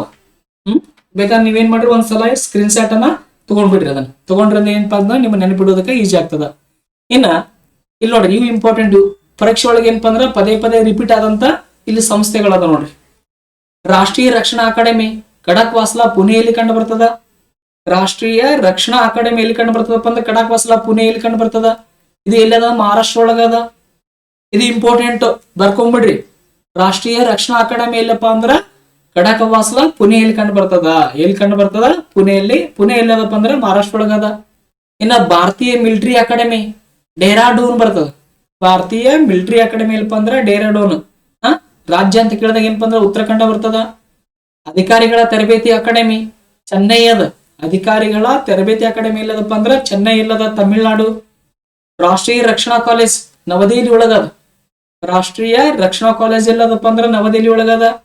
ಇನ್ನ ರಕ್ಷಣಾ ಸೇನಾ ಸಿಬ್ಬಂದಿ ಎಲ್ಲಪ್ಪ ಅಂದ್ರೆ ವೆಲ್ಲಿಂಗ್ಟನ್ ಅದ. ರಕ್ಷಣಾ ಸೇನಾ ಸಿಬ್ಬಂದಿ ಎಲ್ಲಪ್ಪ ಅಂದ್ರೆ ವೆಲ್ಲಿಂಗ್ಟನ್ ತಮಿಳುನಾಡು ಒಳಗದ. ಇದೇ ಮೇಲೆ ರಿಪೀಟ್ ಮಾಡ್ತೀನಿ ನೋಡ್ರಿ ಒಂದ್ಸಲ. ರಾಷ್ಟ್ರೀಯ ರಕ್ಷಣಾ ಅಕಾಡೆಮಿ ಎಲ್ಲದ?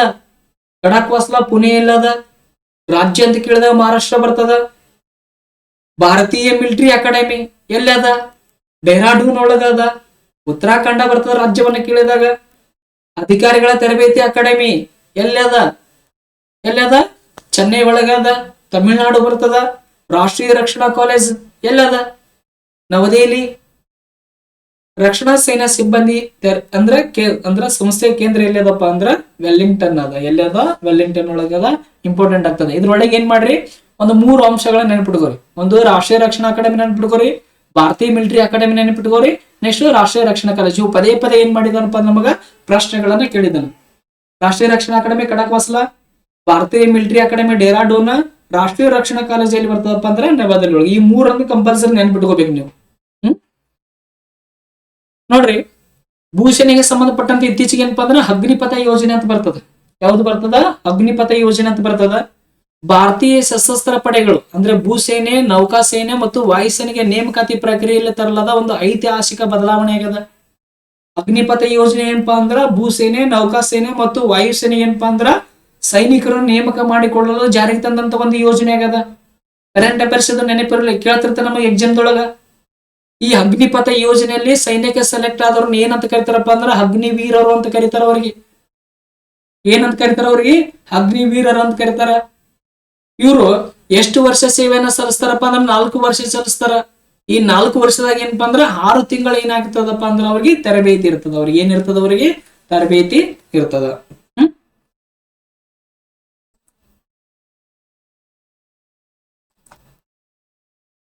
ನೆಕ್ಸ್ಟ್ ನೋಡ್ರಿ, ಭಾರತೀಯ ಭೂಸೇನೆಯು ನಡೆಸಿದ ಪ್ರಮುಖ ಕಾರ್ಯಾಚರಣೆಗಳದಾವ ಇಲ್ಲಿ. ಸಾಕಷ್ಟು ಮಾರಿ ಏನಪ್ಪಾ ಅಂದ್ರೆ ನಮ್ಮ ಪರೀಕ್ಷೆ ಕೇಳಿದಾನ. ಎಲ್ಲಾ ಕಾರ್ಯಾಚರಣೆಗಳು ಏನಪ್ಪಾ ಅಂದ್ರೆ ಕೊಟ್ಟಿದ್ದಾವ್ರಿ. ಪೋಲೋ ಬಗ್ಗೆ ಕಾರ್ಯಾಚರಣೆ ಕೇಳಿದಾನ, ವಿಜಯ, ಆಪರೇಷನ್ ವಿಜಯ ಕೇಳಿದಾನ, ಮೇಘದೂತ ಕೇಳಿದಾನ, ಪರಾಕ್ರಮ ಕೇಳಿದಾನ, ಆಪರೇಷನ್ ಸಿಂಧು ಕೇಳಿದಾನ, ಆಪರೇಷನ್ ಗಂಗಾ. ಆಲ್ರೆಡಿ ಏನಪ್ಪಾ ಅಂದ್ರೆ ಸಾಕಷ್ಟು ಏನಾಗಿದವಪ್ಪ ಅಂದ್ರೆ ಪರೀಕ್ಷೆ ಬಂದವು. ಅದು ವಿಶೇಷವಾಗಿ ಏನಪ್ಪಾ ಅಂದ್ರೆ KPSC ಎಕ್ಸಾಮ್ ಬಂದಾವ. ಯಾವ್ಯಾವ ಎಲ್ಲೆನ್ ಕೇಳ ಅನ್ನೋದು ಏನಪ್ಪಾ ಅಂದ್ರೆ ಹೇಳ್ತೀನಿ ನೋಡ್ರಿ. ನೆಕ್ಸ್ಟ್ ಪೋಲೋ ಕಾರ್ಯಾಚರಣೆ ಅಂತ ಬರ್ತದ. ಯಾವ ಕಾರ್ಯಾಚರಣೆ? ಪೋಲೋ ಕಾರ್ಯಾಚರಣೆ ಅಂತ ಬರ್ತದ. ಇದನ್ನ ಯಾವ ವರ್ಷ ಕೈಗೊಳ್ತಾರ ಅಂದ್ರ 1948ರಲ್ಲಿ.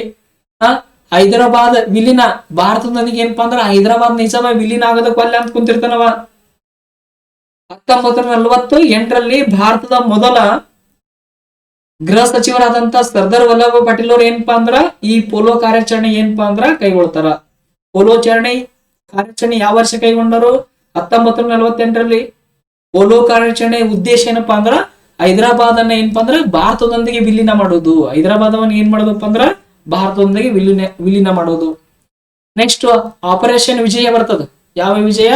ಆಪರೇಷನ್ ವಿಜಯ ಬರ್ತದ. ಯಾವ ವರ್ಷಪ್ಪ ಅಂದ್ರ 1961. ವಾಯುಸೇನೆ, ಭೂಸೇನೆ, ನೌಕಾಸೇನೆ ಮೂರುವರೆ ಸೇರಿಗೆ ಏನ್ ಮಾಡ್ತಾರಪ್ಪ ಅಂದ್ರ ಆಪರೇಷನ್ ವಿಜಯ ಕಾರ್ಯಾಚರಣೆ ಕೈಗೊಳ್ತಾರ. ಯಾಕೆ ಕೈಗೊಳ್ತಾರಪ್ಪ ಅಂದ್ರ ಗೋವಾ ವಿಮೋಚನೆ ಸಲುವಾಗಿ ಕೈಗೊಳ್ತಾರ. ನಮಗ 1947 ಆಗಸ್ಟ್ 15ಗೆ ಬ್ರಿಟಿಷರಿಂದ ಸ್ವಾತಂತ್ರ್ಯ ಬಂತು. ಬ್ರಿಟಿಷರು ಭಾರತ ಬಿಟ್ಟು ಹೋದ್ರು ಸಹ ಪೋರ್ಚುಗೀಸರು ಏನ್ ಮಾಡಿದ್ರಪ್ಪ ಅಂದ್ರ ಭಾರತ ಬಿಟ್ಟು ಹೋಗ್ಲಿಲ್ಲ. ಅವರು ಬ್ರಿಟಿಷರು ಬಿಟ್ಟು ಹೋದ್ರು. ಅವರು ಆಗಸ್ಟ್ 15, 1947 ಬಿಟ್ಟು ಹೋದ್ರು ಅವರು. ಆದ್ರೂ ಇನ್ನು ಏನಾಗಿತ್ತಪ್ಪ ಅಂದ್ರ ಗೋವಾದಲ್ಲಿ ದಿಯೋ ಮತ್ತು ದಮನ್ನಲ್ಲಿ ಏನಪ್ಪಾ ಅಂದ್ರ ಪೋರ್ಚುಗೀಸರಿದ್ರು. ಅವ್ರನ್ನು ಭಾರತದಿಂದ ಹೊರ ಹಾಕುವ ಸಲುವಾಗಿ ಭಾರತದ ಸೈನ್ಯ ಏನ್ ಮಾಡ್ತಪ್ಪ ಅಂದ್ರ 1961ರಲ್ಲಿ ಏನಪ್ಪ ಅಂದ್ರ ಆಪರೇಷನ್ ವಿಜಯ ಕೈಗೊಳ್ತದ. ಯಾವ್ದು ಇರ್ತದ? ಆಪರೇಷನ್ ವಿಜಯ್ ಏನಪ್ಪಾ ಅಂದ್ರ ಕೈಗೊಳ್ತದ. ಇನ್ನ ಮೇಘದೂತ, ಇದು ಯಾವಕಪ್ಪ ಅಂದ್ರೆ ಈ ಕಾರ್ಯಾಚರಣೆ ಏನಪ್ಪಾ ಅಂದ್ರ 1984 ಸಿಯಾಚಿನ್ ಗ್ಲೇಸರ್ ನಲ್ಲಿ ಏನಪ್ಪಾ ಅಂದ್ರ ವಶಪಡಿಸಿಕೊಳ್ಳೋದಕ್ಕಾಗಿ ಏನ್ ಮಾಡ್ತದ? ಕೈಗೊಳ್ತದ. ನೆಕ್ಸ್ಟ್ ಪವನ ಬರ್ತದ. 1987 ಶ್ರೀಲಂಕಾದಲ್ಲಿ ಶಾಂತಿ ಪಾಲನಾ ಪಡೆಗೆ ಏನಪ್ಪಾ ಅಂದ್ರ ಬರ್ತದ. ನೆಕ್ಸ್ಟ್ ವಿಜಯ 19 ಕಾರ್ಗಿಲ್ ಯುದ್ಧ ಗೊತ್ತು ನಿಮಗ? ಕಾರ್ಗಿಲ್ ಯುದ್ಧ ನಡೀತದ. ಭಾರತ ಮತ್ತು ಪಾಕಿಸ್ತಾನ ಮಧ್ಯೆ ಏನಪ್ಪಾ ಅಂದ್ರ ಕಾರ್ಗಿಲ್ ಯುದ್ಧ ನಡೀತದ. ಯಾವ ವರ್ಷ ನಡೀತದಪ್ಪ ಅಂದ್ರ 1999. ಎಷ್ಟವಾಗ? 1999 ನಡೀತದ. ಅಲ್ಲಿ ಏನಪ್ಪಾ ಅಂದ್ರ ಪಾಕ್ ಪಡೆಗಳನ್ನ ಹಿಮ್ಮೆಟ್ಟಿಸೋಕೆ ಏನಪ್ಪಾ ಅಂದ್ರ ಈ ಕಾರ್ಯಾಚರಣೆಯನ್ನು ಕೈಗೊಳ್ತಾರ. ವಿಜಯ ಕಾರ್ಯಾಚರಣೆ ಏನಪ್ಪಾ ಅಂದ್ರ ಕೈಗೊಳ್ತಾರ. ಇನ್ನ ಪರಾಕ್ರಮ ಬರ್ತದ. ಯಾವ ಕ್ರಮ? ಪರಾಕ್ರಮ ಬರ್ತದ. 2001ರಲ್ಲಿ ಸಂಸತ್ ದಾಳಿ ನಂತರ, ಭಾರತದ ಸಂಸತ್ ದಾಳಿ ಮಾಡಿದ ನಂತರ ಗಡಿಯಲ್ಲಿ ಏನಪ್ಪಾ ಅಂದ್ರ ಸೇನಾ ಸನ್ನಿಧತೆಗಾಗಿ ಏನಾಗ್ತದಪ್ಪ ಅಂದ್ರ ಅಂದ್ರೆ ಪಾಕಿಸ್ತಾನ ಭಯೋತ್ಪಾದಕರು ಭಾರತದ ಸಂಸತ್ತಿನ ಮೇಲೆ ಏನಪ್ಪಾ ಅಂದ್ರ ದಾಳಿ ಮಾಡ್ತಾರೆ. ಆ ಸಂದರ್ಭದಲ್ಲಿ ಏನಪ್ಪಾ ಅಂದ್ರ ಪರಾಕ್ರಮ ಕಾರ್ಯಾಚರಣೆ ಏನಪ್ಪಾ ಅಂದ್ರ ಕೈಗೊಳ್ತಾರ. ನೆಕ್ಸ್ಟ್ ಆಪರೇಷನ್ ಸಿಂಧೂರ್ 2025ರಲ್ಲಿ ಪಹಲ್ಗಾಮ್ ದಾಳಿಗೆ ಪ್ರತ್ಯೇಕ ಗಡಿ ದಾಟಿದ ಉಗ್ರರ ಶಿಬಿರಗಳನ್ನ ಮೇಲೆ ನಡೆಸಿದ ಬೃಹತ್ ಕಾರ್ಯಾಚರಣೆ ಆಗ್ಯದ. ಅದ್ರ ಬಗ್ಗೆ ಏನಪ್ಪಾ ಅಂದ್ರೆ ಆಲ್ರೆಡಿ ನಿಮ್ಗೆ ಎಲ್ಲರೂ ಏನ್ ಮಾಡಿರ್ತಾರಪ್ಪ ಅಂತ ತಿಳ್ಕೊಂಡಿದ್ರು. ಆಪರೇಷನ್ ಸಿಂಧೂರ್ ಇದಲ್ಲ, ಯಾಕೆ ಕೈಗೊಂಡ್ರು, ಎದ್ರ ಸಲ ಕೈಗೊಂಡ್ರು, ಆಮೇಲೆ ಅದ್ರ ಪರಿಣಾಮ ಪಾಕಿಸ್ತಾನಕ್ಕೆ ಏನಾಯ್ತು ಎಲ್ಲ ತಿಳ್ಕೊಂಡಿರ್ತೀವಿ. ನೆಕ್ಸ್ಟ್ ಆಪರೇಷನ್ ಗಂಗಾ ಬರ್ತದ. ಇವೆಲ್ಲ ಈಗ ಆಲ್ರೆಡಿ KPSC ಪರೀಕ್ಷೆಗೆ ಏನಪ್ಪಾ ಅಂದ್ರೆ ಕೇಳಿದಂತವು. ಇವು KPSC ಪರೀಕ್ಷೆಗಳನ್ನ ಒಂದಿಸಿ ಬರೆಯುವ ಕೇಳಿದಾನ. ಭಾರತವು ಇತ್ತೀಚೆಗೆ ಕೈಗೊಂಡ ಕಾರ್ಯಾಚರಣೆಗಳು ಒಂದ್ ಕಡೆ ಪಟ್ಟಿ ಕೊಟ್ಟಿದ್ದಾನೆ, ಇನ್ನೊಂದ್ ಕಡೆ ಅವುಗಳು ಅಂದ್ರೆ ಯಾವ ಸಲ ಅಂದ್ರೆ ಯಾವುದ್ರ ಸಲುವಾಗಿ, ಯಾವ ಉದ್ದೇಶ ಸಲುವಾಗಿ ಆ ಕಾರ್ಯಾಚರಣೆ ಕೈಗೊಂಡದ್ದು ಕೇಳಿದಾನ. ನೋಡಿ, ಆಪರೇಷನ್ ಗಂಗಾ ಏನಪ್ಪಾ ಅಂದ್ರ ಕ್ರೇನ್ ಅಲ್ಲ, ಉಕ್ರೇನ್ ಯುದ್ಧದಲ್ಲಿ ಸಿಲುಕಿದ ಭಾರತೀಯ ವಿದ್ಯಾರ್ಥಿಗಳನ್ನು ತಾಯ್ನಾಡಿಗೆ ತರುವ ಸಲುವಾಗಿ ಏನಪ್ಪಾ ಅಂದ್ರ ಆಪರೇಷನ್ ಗಂಗಾ ಕಾರ್ಯಾಚರಣೆ ಕೈಗೊಳ್ತಾರ. ನೆಕ್ಸ್ಟ್ ಆಪರೇಷನ್ ದೇವಿ ಶಕ್ತಿ ಬರ್ತದ. 2021 ಅಫ್ಘಾನಿಸ್ತಾನದಲ್ಲಿ ತಾಲಿಬಾನ್ ಆಕ್ರಮಣದ ಸಂದರ್ಭದಲ್ಲಿ ಭಾರತೀಯರನ್ನು ಕರೆದುಕೊಂಡು ಬರುವುದಕ್ಕೆ ಭಾರತ ಸರ್ಕಾರ ಕೈಗೊಂಡಂತ ಕಾರ್ಯಾಚರಣೆ ಆಗ್ಯದ. ಆಪರೇಷನ್ ದೇವಿ ಶಕ್ತಿ ಯಾವ ವರ್ಷ? 2021 ಅಫ್ಘಾನಿಸ್ತಾನದೊಳಗೆ ಏನಪ್ಪಾ ಅಂದ್ರ ತಾಲಿಬಾನ್ ಉಗ್ರರು ಆಕ್ರಮಣ ಮಾಡ್ತಾರ. ಅಮೆರಿಕದವ್ರು ಏನಪ್ಪಾ ಅಂದ್ರ ಬಿಟ್ಟು ಹೋಗ್ತಾರ. ಆ ಸಂದರ್ಭದಲ್ಲಿ ಭಾರತೀಯರನ್ನು, ಅಫ್ಘಾನಿಸ್ತಾನದಲ್ಲಿರುವಂತಹ ಭಾರತೀಯರನ್ನು ತಾಯಿನಾಡಿಗೆ ಕರ್ಕೊಂಡು ಬರೋ ಸಲುವಾಗಿ ಭಾರತ ಸರ್ಕಾರ ಯಾವ ಕಾರ್ಯಾಚರಣೆ ಕೈಗೊಂಡಿತ್ತಂದ್ರ ಆಪರೇಷನ್ ದೇವಿ ಶಕ್ತಿ. ಯಾವ ಶಕ್ತಿ? ಆಪರೇಷನ್ ದೇವಿ ಶಕ್ತಿ. ನೆಕ್ಸ್ಟ್ ಆಪರೇಷನ್ ಮೈತ್ರಿ ಬರ್ತದ. 2015 ನೇಪಾಳದಲ್ಲಿ ಭೂಕಂಪನ ಆದಾಗ ನೆರವು ನೀಡುವುದಕ್ಕೆ ಏನಪ್ಪಾ ಅಂದ್ರೆ ಈ ಕಾರ್ಯಾಚರಣೆ ಕೈಗೊಳ್ಳಲಾಯ್ತು. ನೆಕ್ಸ್ಟ್ ಇಲ್ಲಿ ಮೋಸ್ಟ್ ಇಂಪಾರ್ಟೆಂಟ್ ಬಂತೋಡ್ರಿ. ಈ ಪರೀಕ್ಷೆಗಳಂತರ ಇದನ್ನ ಏನ್ ಮಾಡಿದನಪ್ಪ ಅಂದ್ರೆ ಗುತ್ತಿಗೆನ ತಗೊಂಡ್ಬಿಟ್ಟಾರ ಅವ್ರು. ನೋಡ್ರಿ, ಆಪರೇಷನ್ ಬ್ಲೂ ಸ್ಟಾರ್ 1984. ಎಷ್ಟು? 1984 ಅಮೃತಸರದ ಸವರ್ಣ ಮಂದಿರದಲ್ಲಿ ಉಗ್ರರನ್ನು ಸದೆಬಡಲಿ ಏನಪ್ಪಾ ಅಂದ್ರ ಈ ಕಾರ್ಯಾಚರಣೆ ಏನಪ್ಪಾ ಅಂದ್ರೆ ಕೈಗೊಂಡ್ರು.